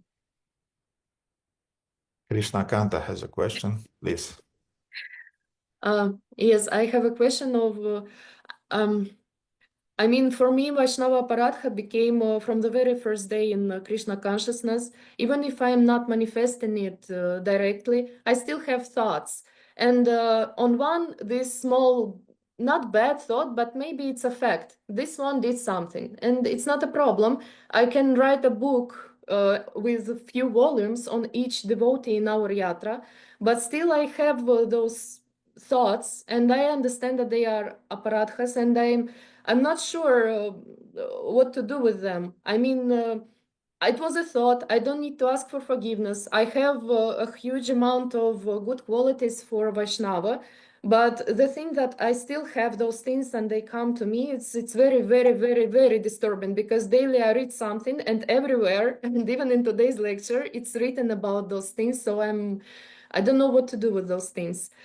У меня есть проблема с самого начала в сознании Кришны в том, что у меня появляются мысли или критика в отношении преданных, и даже если я могу написать книгу с несколькими томами про каждого преданного в нашей ятре, восхваляя их, все равно эти мысли присутствуют, и я не знаю, что с ними делать, потому что я не должна просить прощения, они не были сказаны вслух, но это все равно они появляются, они все равно есть в моем сознании, и я каждую лекцию, в каждой книге я вижу тот момент, что это совершенно неблаготворно иметь такие даже мысли в отношении преданных, и я не понимаю, что с этим делать. We are blessed in Kali Yuga because by Lord's mercy in Kali Yuga we don't receive reactions for our accidental thoughts. Мы благословлены в Кали-югу, потому что нам не приходят кармические реакции за наши случайные мысли. Or for accidental critics inside of our minds. Или за случайную критику, которая появляется в наших умах. But, Но always there is a but. Но всегда есть одно но. If you start to nourish those thoughts that came to your brain, came to your mind, and you start to nourish them and cultivate them, Но если вы начнете питать и поддерживать эти мысли, которые случайно приходят к вам на ум, then those thoughts will manifest exteriorly in the form of words and actions. то эти в определенный момент эти мысли проявятся через слова и действия. Therefore, you should block those thoughts. You should control the mind and you should block those thoughts in the form of accidental thoughts. Поэтому такие мысли нужно блокировать в самом начале, когда они появляются, и не подпитывать их. And there is a principle spoken by Patanjali Muni in his Yoga Sutra. И есть принцип, который описан Патаджали Муни в Йога-сутре. Vitarka bandhana pratipaksha bhavana. Vitarka bandhana means that we are bound by our vitarka, by our bad thoughts. Мы связаны нашей видаркой, нашими плохими мыслями. Bad thoughts leads to bad actions and to karma and to sufferings. А плохие мысли ведут к неправильным действиям, карме и страданиям. What should be done? Что нужно делать? Pratipaksha bhavana. Do the opposite. Делать противоположное. And I want to tell you that I know that it sounds a little bit artificial. Я знаю, что вы можете сказать, что это звучит немного искусственно. You can see a devotee, Вы можете увидеть преданного, a lady or a man, мужчину или женщину, who is just perfectly created by Lord Brahma to derange your nervous system. который идеальным образом был создан Господом Брахмой для того, чтобы играть на ваших нервах. And he or she is doing it perfectly. И он или она делают это идеальным образом. And everything she does, everything he says, everything is just disturbing you. И все, что бы он или она не сказали, не сделали, все это вас триггерит и задевает. Mhm. And if in spite of that, Если, несмотря на это, you just mechanically will start thinking вы начнете механически думать, that she is or he is a devotee, что он или она являются преданным, he or she is way, way, way better than any karmi in the material world, он или она лучше, во много-много раз лучше, чем любой карме в материальном мире, and his heart or her heart already to some degree belongs to Krishna, и что его или ее сердце в какой-то в полной степени принадлежит Кришне. and there are things that I can learn from this devotee. И есть вещи, которые я могу выучить от этой преданной. There are things that I can admire in this devotee. Есть вещи, которые я могу, которые мне могут нравиться в этом преданном. Mhm. And things that he can teach me. И вещи, которыми он может меня научить. So this is called pratipaksha bhavana. It means changing the thought pattern, mechanically changing it. То есть это означает менять механически свои мысли, свои мысли. It sounds artificially Звучит искусственно and looks artificial. и выглядит искусственно. But by doing that and by exercising and doing that all the time when these critic thoughts are coming to your mind, Но практикуя это каждый раз, когда приходят такие мысли на ваш ум, you'll see that in time you'll appreciate devotees around you. вы увидите, что со временем вы начали ценить преданных, находящихся вокруг вас, And you'll detect real wonderful qualities in their character. и вы увидите много замечательных качеств в их характере. Mhm. I can speak much more on that, Krishna Kanta, but I think you understood the idea. Я могу много говорить на эту тему, но я думаю, Кришнаканта, ты поняла основную мысль. Another thing to overcome that tendency, И еще одна вещь, чтобы избежать этой тенденции, наклонности. speak about this tendency with your counselor. Говори об этой склонности со своим наставником. speak about it constantly. I mean, you should really tell your counselor that it's still happening in my mind. I'm working on it, and just get help from your counselor who will infuse you with the energy and faith in the devotees to overcome it. И просто говори как можно чаще и больше со своим наставником о таких моментах, чтобы через речь это проявлялось, и вы могли вместе решить и перенаправить эти мысли. Because when you are starting describing that I don't like that devotee because I don't like the form of his nose, Потому что если вы начинаете описывать, что мне не нравится этот преданный из-за того, что у него неправильная форма носа, it already sounds silly and you feel foolish already by just speaking the words, you know. когда вы начинаете произносить это вслух, это звучит глупо, потому что вы только что это произнесли и сами услышали эту глупость. And the kind attitude of your counselor will help you overcome it. И дружелюбное отношение твоего наставника поможет тебе преодолеть эти вещи. Another thing, you should study always Vaishnava Tattva. И еще одно, всегда нужно изучать Вайшнава Татву. And you should hear about the danger of offenses and critique and blasphemy.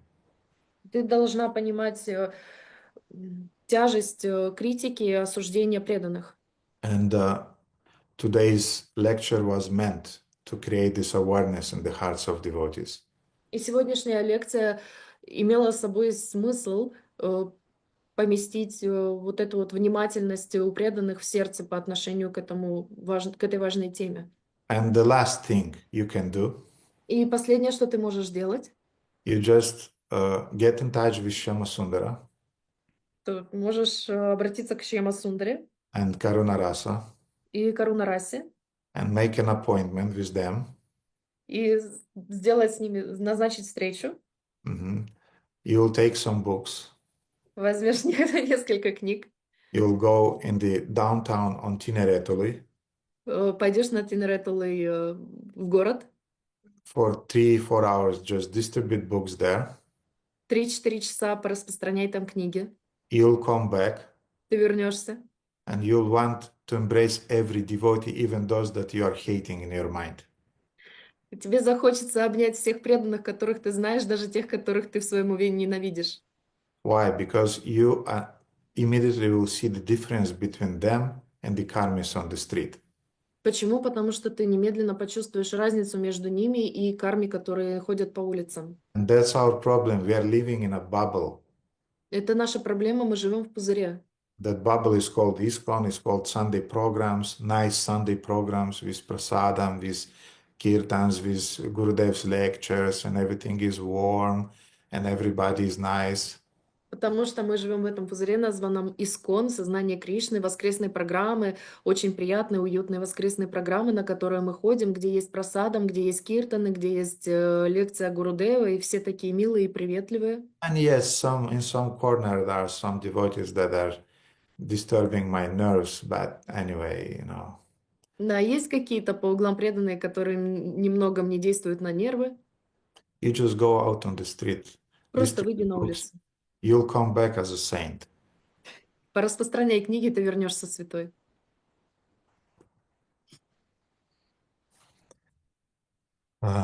Окей. Валентина, я видел, что вы поднимали руку. Харе Кришна, дорогие преданные, Харе Кришна, дорогой Гурудев, примите, пожалуйста, мои смиренные поклоны. Да, я подняла, но вы частично уже ответили. Мой вопрос был, вот, если я правильно записала, если я не критикую преданных, но и не радуюсь, когда вижу их, то это тонкое проявление зависти, да? Правильно? Я поняла. А зависть приводит к оскорблению. И вот я заметила, что я не всем рада. То есть есть кому-то я очень рада, есть кому-то просто ровно все, кому-то, скажем, даже только общаюсь, если нужно. И вот как вообще радость вот в себе развить? Мгм. Можно ли вообще это? И как это сделать? Ну вот частично на Санкиртану сходить, правильно? Если я поняла.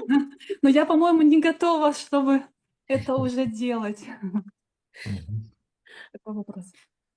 So the question is about envy, practically, that if you are, even if you don't criticize and blaspheme the devotees, but you still are not happy when you see a devotee, and Mataji is not happy to see some devotees. To some devotees, she is neutral, and she understood that this is a very subtle manifestation of envy, and if so, it may lead to actual actions, as Gurudev mentioned. So what to do with that? But she supposed that it was answered already in a way. Should we just go out on Sankirtana to cure this disease?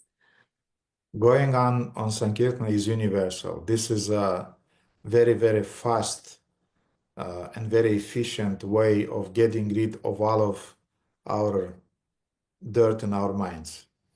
Выход на Санкиртану — это универсальное средство. Оно очищает нас от всего, что есть в нашем грязном уме. But yes, unfortunately, sometimes we don't have enough time to go out on the street. Therefore, what to do in that situation?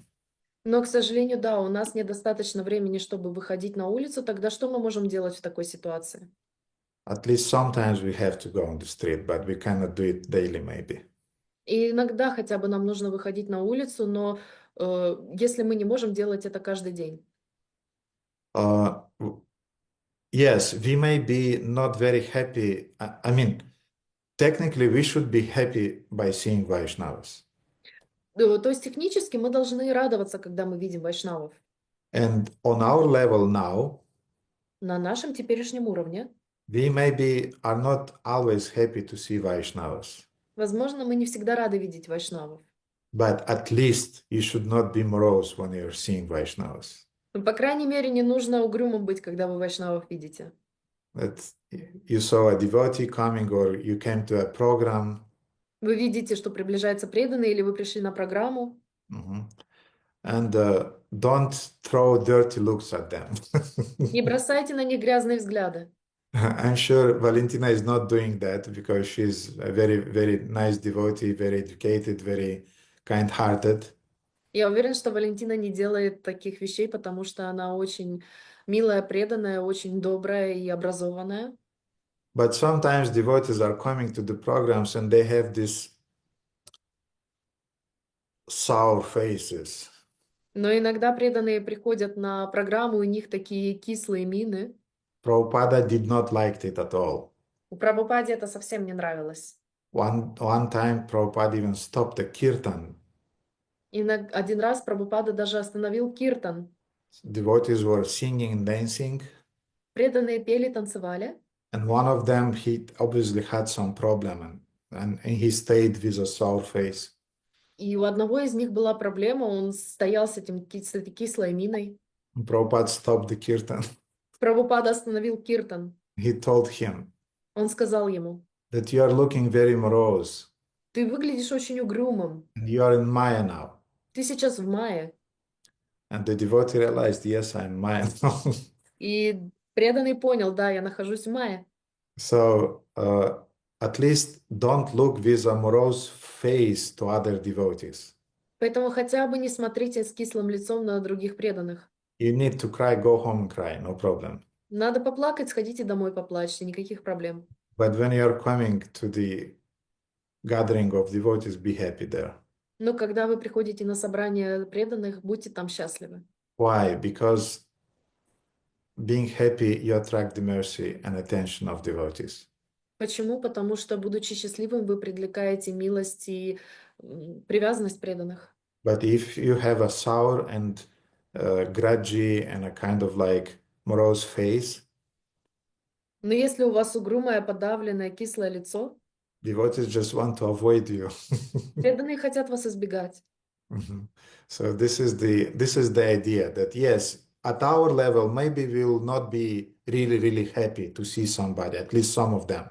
Да, вот такова идея. Возможно, мы не будем на нашем уровне счастливы видеть всех преданных. But at least don't look at them with an unhappy face. Ну, по крайней мере, не смотрите на них с недовольным лицом. And nobody is imposing on you to cooperate and to do something with those devotees that you feel you are not quite psychologically compatible. Никто не давит на вас и не заставляет вас взаимодействовать с теми преданными, с которыми у вас есть какие-то трения. You should not be artificial in that. В этом не нужно быть искусственным. You should be selective in your association. Нужно быть избирательным в своем общении. Therefore, you'll see some devotees who are really inspiring to you. Поэтому вы увидите преданных, которые вас очень вдохновляют. Go ahead and associate with them, open your heart and serve them. Идите к ним, служите им, открывайте им свои сердца. And you'll see some devotees who are not quite inspiring to you. И вы увидите преданных, которые вас не очень сильно вдохновляют. And yes, you'll not be able to show a very, very happy face by seeing them. И, возможно, у вас не будет очень-очень счастливое лицо, когда вы будете их видеть. But at least don't show a morose face, don't show a kind of like negative face or glance or attitude towards them. Be neutral. Но, по крайней мере, не показывайте им свое недовольное лицо, какое-то угрюмое, не выказывайте своего недовольства по отношению к ним. Будьте нейтральными, Be respectful towards them, относитесь с уважением к ним, but on a distance. но на расстоянии. And meanwhile, build your relationship with those to whom you feel that your heart is tending.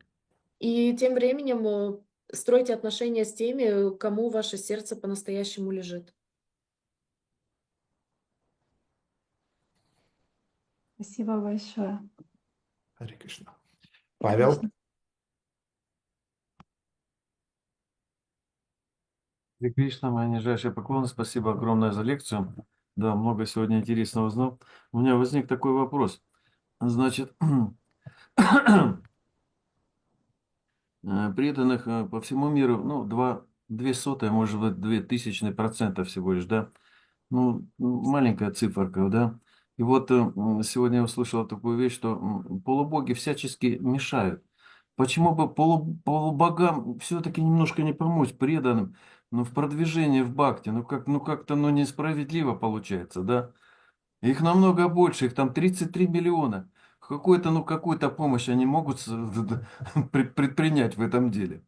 Вот такой вопрос. Харе Кришна, мои поклоны. Sorry. So, so, there are there are not many devotees in this world. It's like two from 100,000 or 1,000,000. So we are not so many. And demigods, they are 33 millions of them. And it's quite unfair that they are trying to diminish our devotion to our spiritual guide, spiritual master. So why don't they just help? Because they are even on this level, on the level of quantity, they are much more than us. So probably they should have helped us instead of making our devotion less. Demigods are described as Sakama Bhaktas, or Bhaktas, devotees who maintain material desires. Полубоги описаны как Сакхама Бхактас, или боги, которые поддерживают материальные желания. When you have material desires, you want to satisfy those desires, and you want that nobody will intervene into that satisfaction. Когда вы имеете материальные желания, вы хотите, чтобы они исполнились, и вы не хотите, чтобы кто-то помешал исполнению этих материальных желаний. Therefore, when the demigods are feeling they're feeling envious either because somebody can take their place, Поэтому полубоги становятся зависимыми, если кто-то хочет занять их место. they are feeling that somebody may take their place, Они чувствуют, что кто-то мог бы занять их место. or they're envious because somebody is going to Vaikuntha and will enjoy more than me there than I'm enjoying here. Или кто-то из них может завидовать тому, что кто-то попадет на Вайкунтху и будет наслаждаться там больше, чем я наслаждаюсь здесь. So because of their karma, because of their lust in the heart, they have these desires and have the envy. Поэтому из-за своей камы, из-за своей похоти и желания в сердце у них есть эта зависть. Therefore, they are generating those dosha drishtis in the hearts of some of disciples. Поэтому они создают эти дошта-дришти в сердцах некоторых преданных. in order to prevent them from advancing. для того, чтобы предотвратить их продвижение по духовному пути. Not all the demigods are like that. Не все полубоги такие. And many of the demigods, they're quite favorable to devotees. И многие полубоги, они довольно благосклонны к преданным. For example, Lord Shiva, he may be very favorable towards bhaktas, towards devotees. Например, Господь Шива, он может быть очень благосклонным по отношению к преданным. Lord Ganesh also, he can be favorable towards devotees. И Господь Ганеша, он может быть очень благосклонным по отношению к преданным. With the condition that we perceive them as Vaishnavas. С условием, что мы их воспринимаем как вайшнавов. But otherwise, other demigods, I don't know who are they. Но помимо этого, другие полубоги, я не знаю, кто бы они ни были, They may create some obstacles on our path. они могут создать определенные препятствия на нашем пути. And Bhaktivinoda Thakur is warning us in Harinam Chintamani about that. И Бхактивинод Такур предупреждает нас об этом в Harinama Chintamani. Харинама Чинтамани, That we may confront some obstacles in the form of что мы можем встретить определенные препятствия в форме our own impurities in the hearts, our own anarthas, наших собственных нечистот в сердце, наших собственных анартх, in the form of different ghosts or subtle entities, в форме определенных сущностей или привидений, which influenced our mind, которые влияют на наш ум, in the form of stars, в форме звезд, in the form of our karmic reactions that are determined by the zodiac, by the stars, в форме наших кармических реакций, которые определены звездами, нашим зодиаком, and in the form of some demigods. и в форме богов. But all of those negative influences, Но все эти неблаготворные влияния, they can be overcome by seriously chanting the holy name. но все эти препятствия можно преодолеть правильным воспеванием святого имени. So if you are, as a disciple, you are very serious in your chanting of your rounds, you'll always be protected from those influences. Поэтому, если вы, как преданные, чистый преданные, очень внимательны к своему воспеванию своих кругов, то вы будете защищены от всех этих препятствий. So depend on the holy name and don't worry. Поэтому отдай себя в руки святого имени, не беспокойся ни о чем. My understanding is that Lord Chaitanya wants real devotees, not just weak devotees. Мое понимание, что Господь Чайтанья хочет настоящих преданных, а не слабых преданных. Therefore, he wants quality devotees, not quantity devotees. Поэтому он хочет качество над количеством. And therefore, he is allowing devotees, demigods, to do some mischief towards that little number of devotees that we have in the world, as you said. Поэтому он позволяет полубогам строить определенные козни для того небольшого числа преданных, которые существуют в нашем мире, как ты уже озвучил. So that those who will remain will be real quality and sincere devotees. А те, кто останутся, будут по-настоящему искренними, преданными. Hare Krishna. Aruna Govinda Prabhu. Харе Кришна, Гурудев, примите, пожалуйста, мои поклоны. Вся слава Шриле Прабхупаде. Благодарю вас за лекцию. Такая очень важная и емкая лекция, которую нужно будет переслушивать еще раза 3, 4, 5, 10, наверное. Очень много всего. Вопрос у меня заключается: что делать преданному, если он видит в себе, что он завидует гуру? Как мы обсуждали, подражает или видит какие-то недостатки или оказанные почести гуру, и он...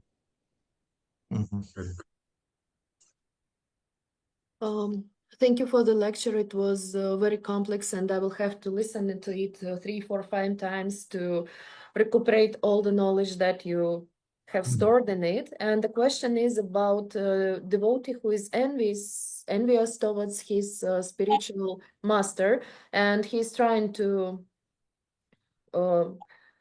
Как там было подражает?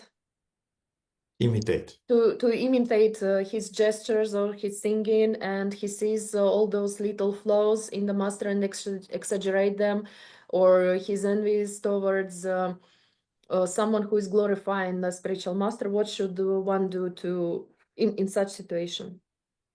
What we are doing when we are perceiving some symptoms that is warning us in our body, Что мы делаем, когда у нас появляются какие-то симптомы, предупреждающие в нашем теле? we run to the doctor. Мы бежим к врачу. In the same way, if you feel some doubts in your spiritual master, Таким же образом, если вы чувствуете какие-то сомнения по поводу своего духовного учителя, you go to him and talk with him about that. вы идете к нему и говорите с ним напрямую об этом. And if you don't have the possibility to talk with him, И если у вас нет возможности напрямую с ним поговорить, talk with the senior disciples of your spiritual master. поговорите со старшими учениками своего духовного учителя. But you should run to the doctor urgently. Но вам нужно срочно бежать к врачу, срочно. Because yes, sometimes, not sometimes, but you should understand, we are envious by nature in the material world. Но вы должны понять, что мы завистливы по своей природе в материальном мире. We'll envy if he has thousands of disciples, Мы будем ему завидовать, если у него 1000 учеников, and we'll envy him if he has 2 disciples. и мы будем ему завидовать, если у него 2 ученика. We'll envy him if he's a sannyasi or if he's a householder. Мы будем ему завидовать, если он саньяси, если он домохозяин. We'll envy him if somebody offered him a garland or did not offer him a garland. Мы будем ему завидовать, если кто-то предложил ему гирлянду, если кто-то не предложил ему гирлянду. Polluted minds immediately will find some fault and will envy it. Извращенный ум всегда найдет повод, к которому можно прицепиться и из-за которого можно завидовать. I can give you examples. Я могу привести вам примеры. Devotees sometimes shared their thoughts. Иногда преданные делились своими мыслями. I know this spiritual master is driving this type of car, expensive car. Я знаю, что этот духовный учитель ведет эту дорогую марку машины. The spiritual master is living in Beverly Hills, Духовный учитель живет в Беверли-Хиллз. and Hridananda Maharaj is living in Beverly Hills because it's close to the universities where he's preaching. That's true. И Hridananda Maharaj живет в Беверли-Хиллз, потому что это близко к университетам, в которых он преподает.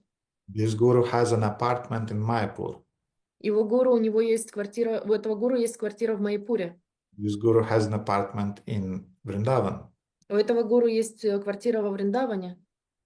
This guru is receiving so much donations, А этот гуру получает столько много пожертвований. and this guru doesn't accept disciples anymore. А этот гуру больше не принимает учеников. What kind of preacher is he? Какой же он проповедник тогда? And so on and so on. I mean, the mind, conditioned mind, is so inventive, so creative on the chapter of being envious. То есть я хочу сказать, что материальный ум, ограниченный, обусловленный ум, он настолько креативен в нахождении различных причин, к которым можно прицепиться, чтобы завидовать. But this guru is more associating with his lady disciples. Что этот гуру больше общается со своими ученицами, чем с учениками. Or this guru is always in the midst of the men. Или этот гуру, он всегда общается с мужчинами. You understand what I'm hinting to. Вы понимаете, на что я тут намекаю?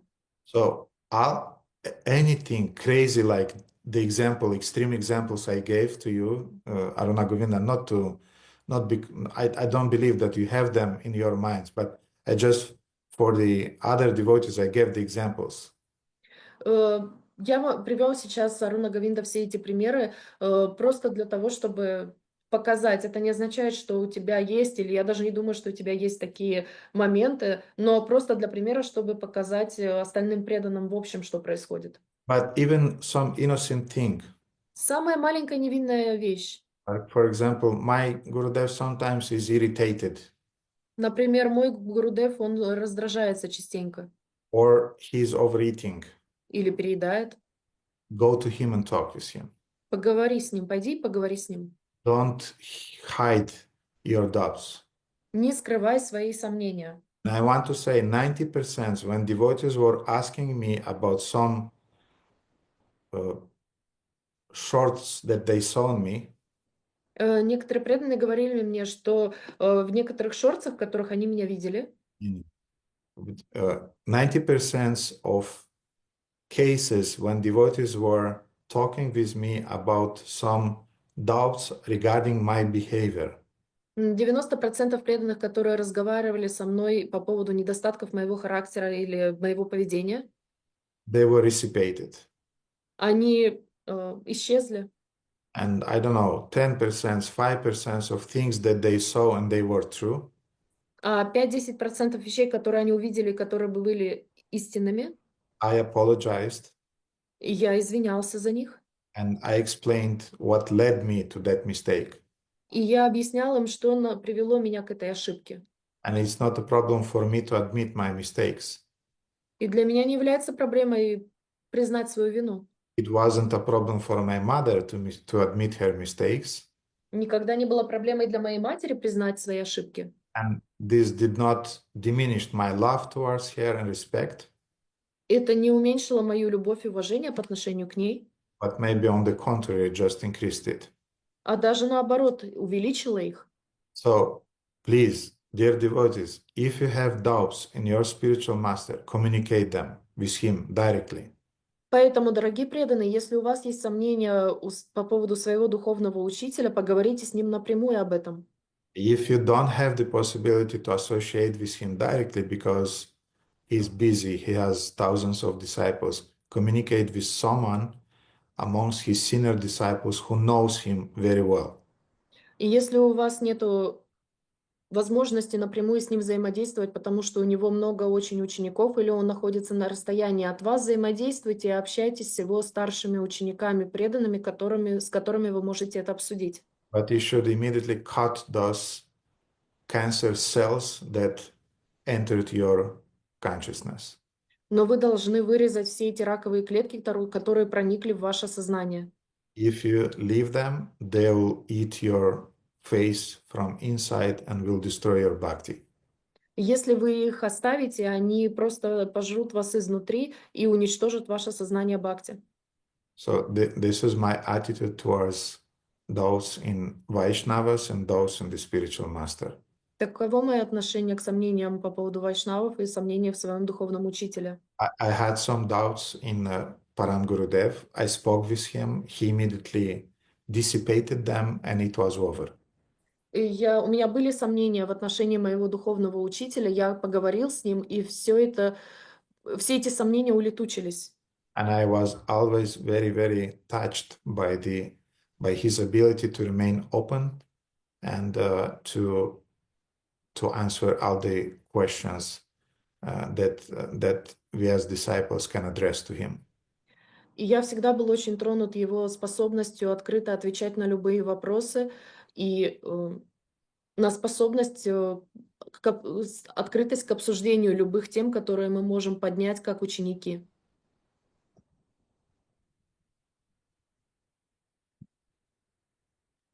Харе Кришна, благодарю. Sergey? Харе Кришна, Харе Кришна и преданные. Я опять со своими вопросами такими по поводу воспевания святых имен. Ну, как бы мы знаем, да, что это самый действующий метод в этот век, говорите. И вот мне, ну, как бы чувствую это внутреннее состояние, что мне этого не хватает, да. И вот я заметил, что ну, как бы идет уклон больше на бхакти-шастре, на обучение, да, то есть, а вот на воспевание почему-то, ну, может быть, это в нашей ятре, не знаю, как в других точно прям, но тоже замечаю, что воспеванию не так много уделяется времени. Вот, то есть, ну, как бы не делается много программ в этом отношении и все остальное. То есть, ну, да, на Махатме, например, там 1 час повоспевали, но это очень мало, как по мне. Я спрашиваю старших преданных, они говорят, мы выходили на Харинамы по 8 часов минимум, ну, 6 минимум, потому что даже нет смысла было выходить им. У них было такое состояние, что даже нет смысла выходить. Вот. А сейчас, вот, например, мы собираемся с преданными, я уже напрямую говорю, давайте воспевать больше. Ну, как бы, это же самый действенный метод. Давайте собираться хоть каждый день. Мы же хотим общество построить. Нам же надо часто встречаться тогда, если мы хотим общество сделать. Ну, не готовы, не готовы ни долго воспевать, ни часто воспевать. И вот что с этим делать, как поступать? То есть мне тогда, получается, я не могу воспевать сам, потому что это не санкиртана получается. Ну, получается, мне тогда либо джапу надо увеличивать, чтобы воспевать больше круги, или вот что вы порекомендуете, что с этим делать? Как воспевать больше, если вот не, ну, как бы непонятно как это сделать? Mhm. So the question is about the chanting of the holy names. As we all know, it's the most efficient method in Kali Yuga, I suppose. Right now, it's the most efficient method. And in yatra of Sergei, probably, or in other yatras as well, he's not sure. We have the tendency to learn more, to learn shastras, to have lectures, and when it comes to the chanting of the holy name, you can do it probably 1 hour on the Mahatas or even less. And before that, it was Harinama, and they spent at least 6-8 hours by chanting the holy name on the streets, because otherwise it was not even worth it to go outside if you were chanting the holy name less than 6 hours. But right now the things are dramatically changed, and what to do? Should Prabhu increase his chanting rounds, but it will not be Sankirtana, because Sankirtana, when you are doing it with someone else, and what to do with this theme when it cannot be often and it also can't be long, how to use this the most efficient method in his situation. This is a problem with the small communities, Это проблема маленьких общин, that you don't have many like-minded friends with whom you can chant together for a long time. что у вас нет братьев по духу, которые готовы с вами воспевать несколько часов. Большого выбора, по крайней мере. Мгм. And small communities, one thing, another thing, don't forget. I mean, I'm sure that you are not forgetting it, but it's a wartime in Ukraine now. И первое, это проблема в том, что община маленькая, а второе, я прошу не забывать, что сейчас война на Украине. И Сергей точно это знает, лучше, чем все мы здесь. And Sergey knows it better than all of us here. And therefore, people are not quite inclined for singing, for chanting, for events like that. И поэтому люди не склонны сейчас петь, танцевать и делать вещи подобные. But yes, there are things that we can do in this situation. Ну да, есть вещи, которые мы можем делать в таких ситуациях. We can chant more rounds. That's Мы all. можем, мы можем воспевать больше кругов, Then we can chant alone. мы можем одни петь. And don't forget that many times Srila Prabhupada was just taking the harmonium to his room and he was singing alone in his room for 40 minutes, for 1 hour, 1.5 hours, according to the descriptions that we heard from Shrutakirti Prabhu and Harishauri Prabhu. И помните о том, что Шрила Прабхупада иногда брал гармонь и закрывался в своей комнате и воспевал 40 минут, час, 1,5 часа в соответствии с записями, которые нам оставили. Shrutakirti Prabhu and Harishauri Prabhu. So Prabhupada did not see any problem to sit alone and sing. Поэтому Just him and Krishna, that's it. Поэтому у Прабхупады не было никаких проблем с тем, чтобы сесть одному и петь, только он и Кришна. And singing kirtan doesn't mean that you necessarily have to sing by using the harmonium. И пение киртана не означает, что ты обязательно должен использовать гармонь. Before coming to Bucharest, I was going to my mother's place in the mountains. Когда я приехал в Румынию, я приезжал к своей матери в горах в место. Перед тем, как приехать в Бухарест. And I was singing, daily morning I was going to the mountains, I was doing my rounds there. Каждое утро я шел в горы, я воспевал там свои круги, and then I was singing kirtan, me alone there in the mountains. а потом я один там пел киртан в горах. And those were the most powerful kirtans I ever sang. И это были самые сильные киртаны, которые я когда-либо пел. It was just me, the nature, and Krishna. That's it. Был только я, природа и Кришна, и все. No false ego, no look at me, how nice I am singing. Не было никакого ложного эго, посмотри на меня, как я пою. And those were real soul kirtans. Это были по-настоящему душевные киртаны. And the third thing that you can do, И третья вещь, которую ты можешь делать, there will be always some, yet in spite of the community being small and the wartime and all other difficult circumstances of life, несмотря на маленькую общину, несмотря на все обстоятельства жизни и войну, there may be one or two like-minded devotees who will agree to come and to sing along with you. возможно, найдутся один или два преданных, которые точно так же захотят петь вместе с тобой киртан. So don't impose this on the whole community because it technically is very difficult to accomplish. Поэтому не возлагай надежды на всю общину, потому что технически это сложно выполнить. Especially considering that a lot of devotees went outside of Ukraine, being refugees and so on. Потому что многие преданные покинули Украину, и сейчас они Беженцы. беженцы, сейчас они являются беженцами. Those small amount of devotees who remain there busy cooking, worshipping the deities, taking care about their families, about other devotees and so on. И то небольшое количество преданных, которое осталось, они заняты приготовлением пищи, заботой о божествах, заботой о своих семьях и так далее. Therefore, don't impose on the devotees because they are already stressed now.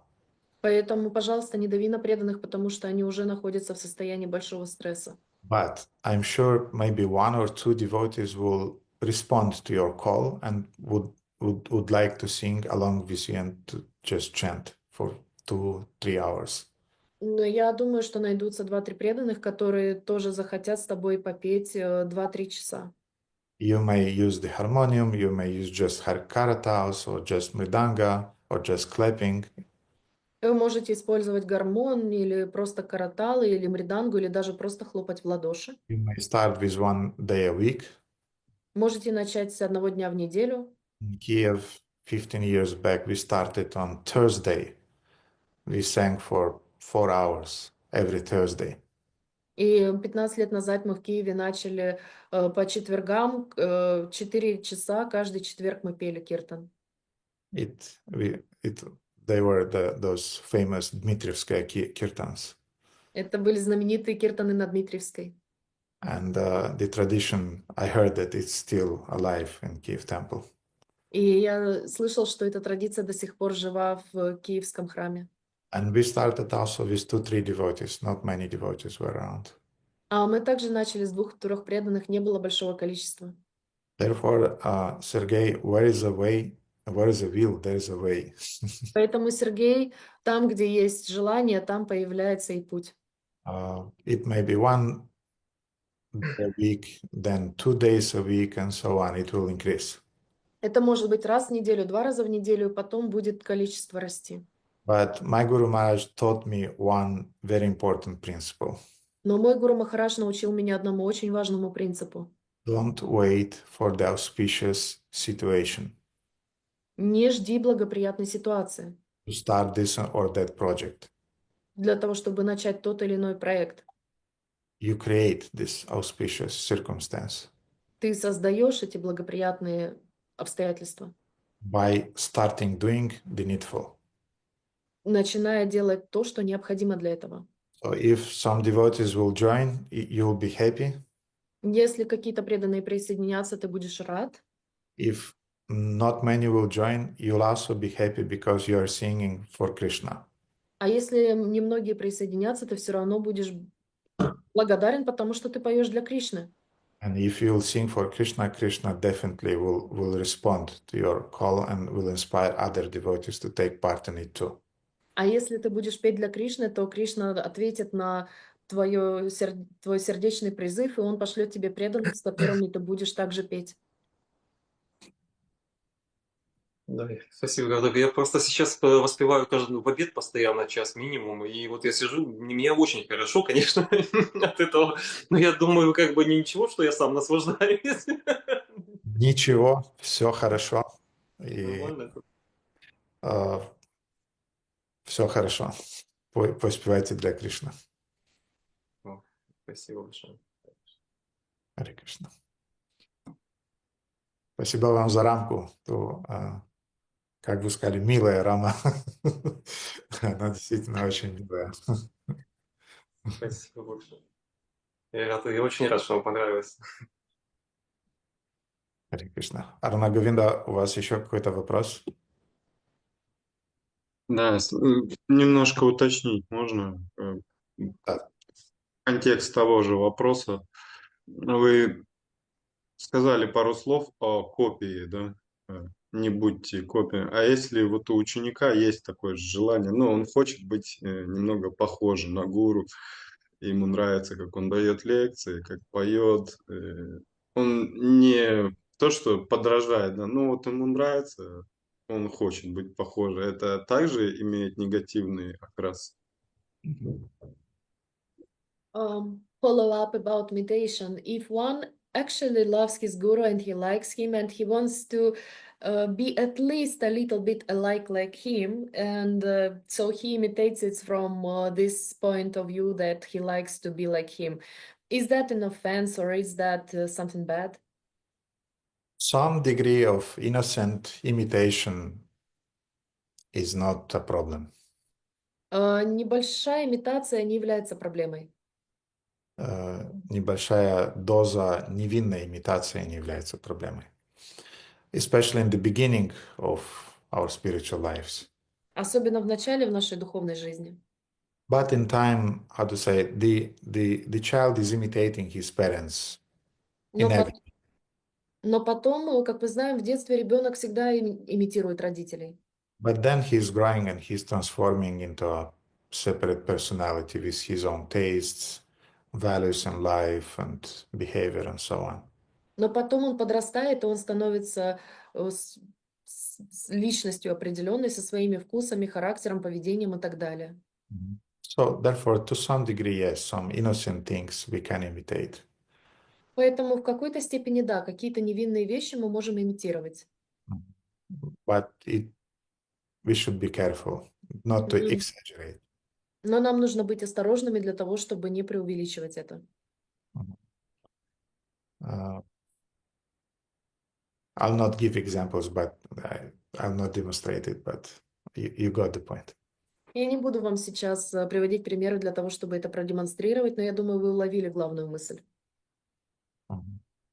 Уловил, благодарю. Харе Кришна. Вишвапалака.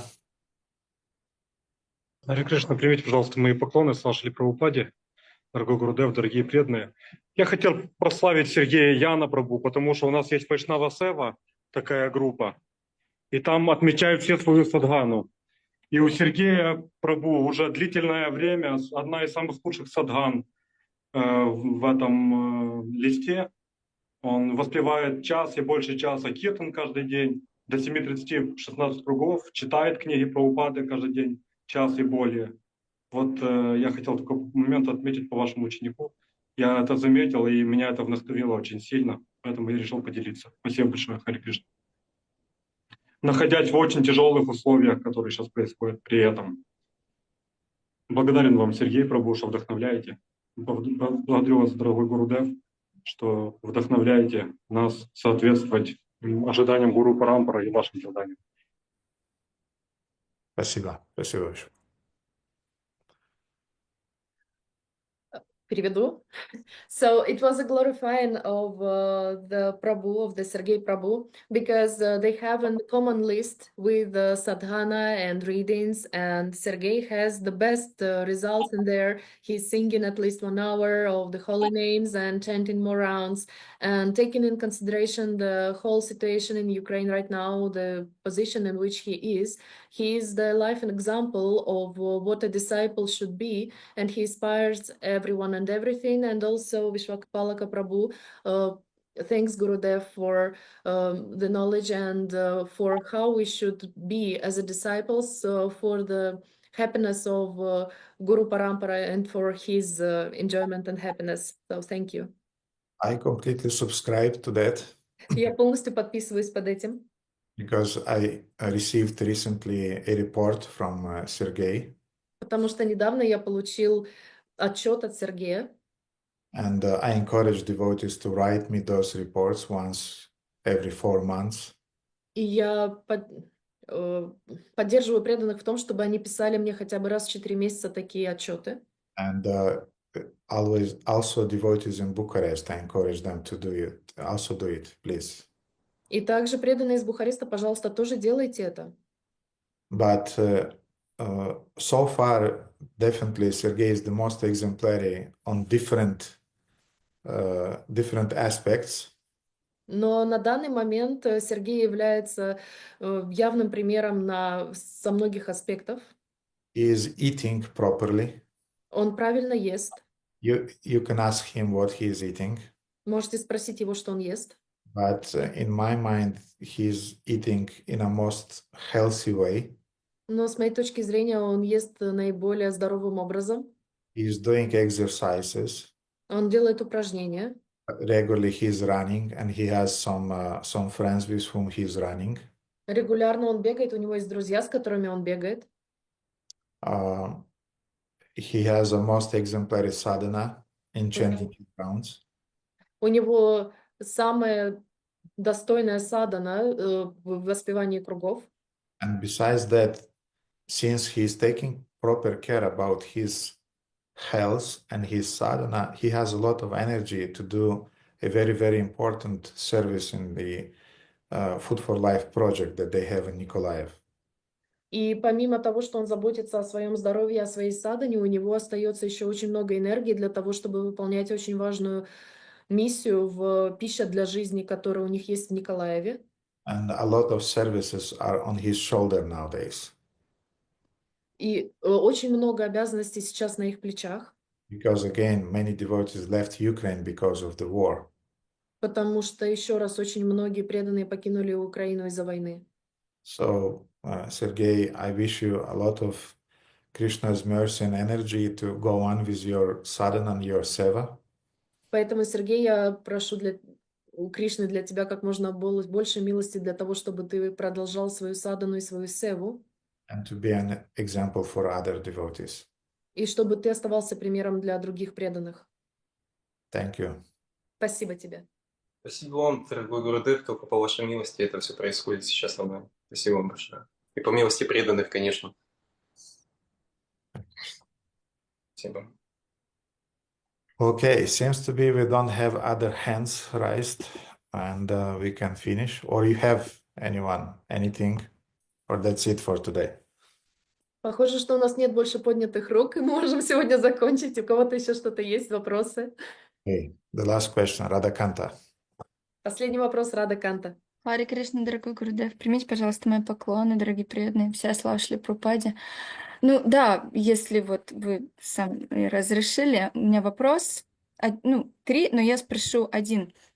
Как отличить критику от просто высказывания своего мнения или отражения реальных событий, когда особенно Матаджи, но и Прабху тоже склонны там, вот, она никогда не приходит вовремя на пуджу, а это вот тот, и вот это отражение реальных событий, но в то же время настроение недовольства. И если уходить из этого общения, то это в принципе вот уходить. То есть, вы понимаете, да? То есть тогда вообще никакого общения с преданными, потому что они настроены так. Практически получается так. Или просто там ты плетешь, и рядом с тобой вот, она все время жалуется и так далее. И вот это вот постоянный фон. И хочется сбежать, но тогда ты просто уходишь ото всех. Харе Кришна. So the question is about how to distinguish the critics from from saying your own opinion, from stating the point of view, or from reflecting the reality. For example, if someone says, one devotee says about another devotee, oh, she is always late on puja, or she's always complaining and whining. So if we will avoid such communication, we will actually avoid this communication. So you will not have association with devotees, because many devotees, both Prabhus and Matajis, they have this tendency. So where is the fringe? Where is the limit? Yes, unfortunately, amongst younger devotees, they have this habit to talk about everything and everybody. Да, к сожалению, у начинающих преданных есть эта склонность говорить обо всем и обо всех. And to talk non-stop. И говорить бесперебойно, постоянно. And you may remain alone if you are trying to avoid those constant talks about everything and everybody. И ты рискуешь остаться без общения в принципе, если ты будешь избегать этих разговоров обо всем и обо всех. Therefore, you have to develop some immunity. Поэтому тебе нужно развить иммунитет. Like, I'm sure you know, being a mother, you have an immunity towards crying of your kids when they're crying just casually. Поэтому, будучи матерью, у тебя есть опыт терпения к плачу своих детей, когда они плачут просто так. And you know the difference when your child is crying casually and when something really happened and you immediately detect this is serious now. И у тебя есть это тонкое чувство, что когда твой ребенок плачет просто так, или когда с ним реально что-то случилось серьезное, и вот здесь надо обратить на это внимание. When something serious happened and you feel that this is a real cry, you intervene into that. Когда ты чувствуешь, что то-то серьезное произошло, и это очень серьезный плач, тогда туда можно встрять, нужно что-то с этим сделать. So in the same way, devotees, the beginner devotees, they have this tendency to speak about everything, about anyone, about anybody, and to have this a kind of like, how to say, innocent prajalpa background of their association. И поэтому у начинающих преданных есть эта склонность обсуждать все и всех, такая невинная праджалпа обо всем и обо всех, которая не ведет ни к чему. It's casual, it's usually without envy, Она рутинная, не несет в себе никакой зависти. and you have to have some immunity to tolerate that and to keep the association in spite of it. И у тебя должен быть иммунитет к таким вещам, и ты должна будешь продолжать общение, несмотря на это. But Но if some more serious starts, если что-то серьезное происходит, and you feel some hostile emotions beside those words, и ты чувствуешь негативную эмоцию, которая находится за этими высказываниями, either some envy or rebelliousness какое-то бунтарство или зависть, or some politics, политику, then you have to excuse yourself and to, how to say, find some excuse to just leave that place. тогда ты должна найти какой-то любой предлог, извиниться и уйти. But you should not shout in the face of that devotee. Prajalpa. You know? Но не надо кричать в лицо этому преданному «Праджалпа!» Kritika. Critics. Just find some motivation that, oops, I have to go home. I have to do my rounds.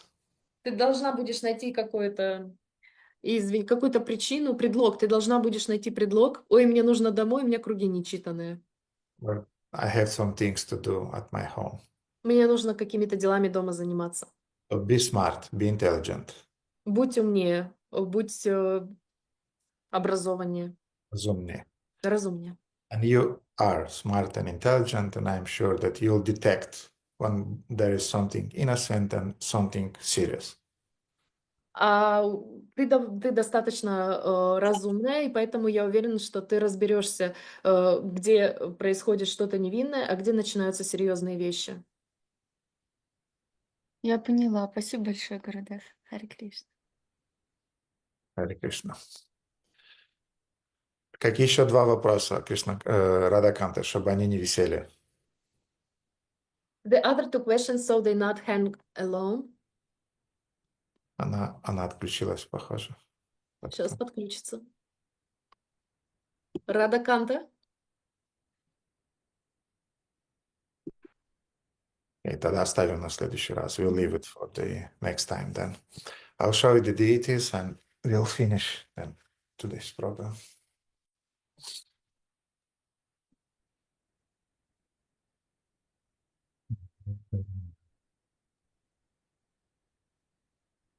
Down. Go. Down. Golden.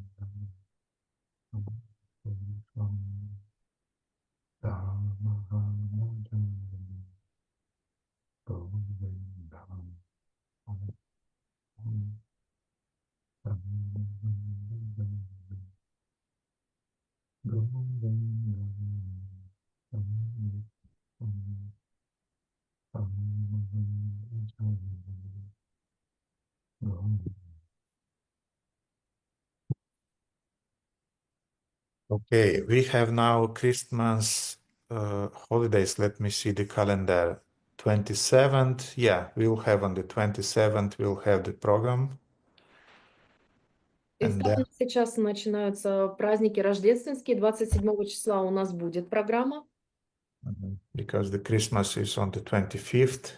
потому что Рождество 25 будет. Oh yeah, 27th.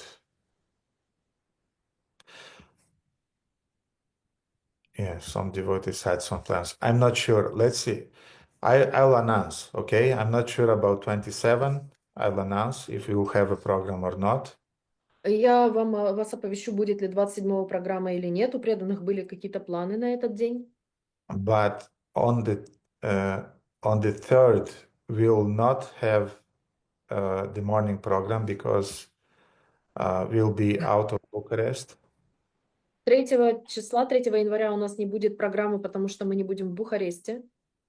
Then on the 10th, we'll also not have a program because we'll be in Istanbul. 10 января также не будет программы, потому что мы будем в Стамбуле. On the 17th, most probably I'll be tired after Istanbul. 17-го, скорее всего, я буду уставшим после Стамбула.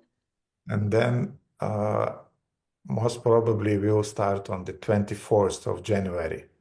И, скорее всего, мы встретимся с вами 24 января. But I'll do my best to have a program on 27th, and I'll keep you updated regarding that. Но я изо всех сил постараюсь провести программу 27 числа, и я буду вас держать в курсе относительно этого. Meanwhile, I wish you a wonderful continuation of Srila Prabhupada's book distribution marathon.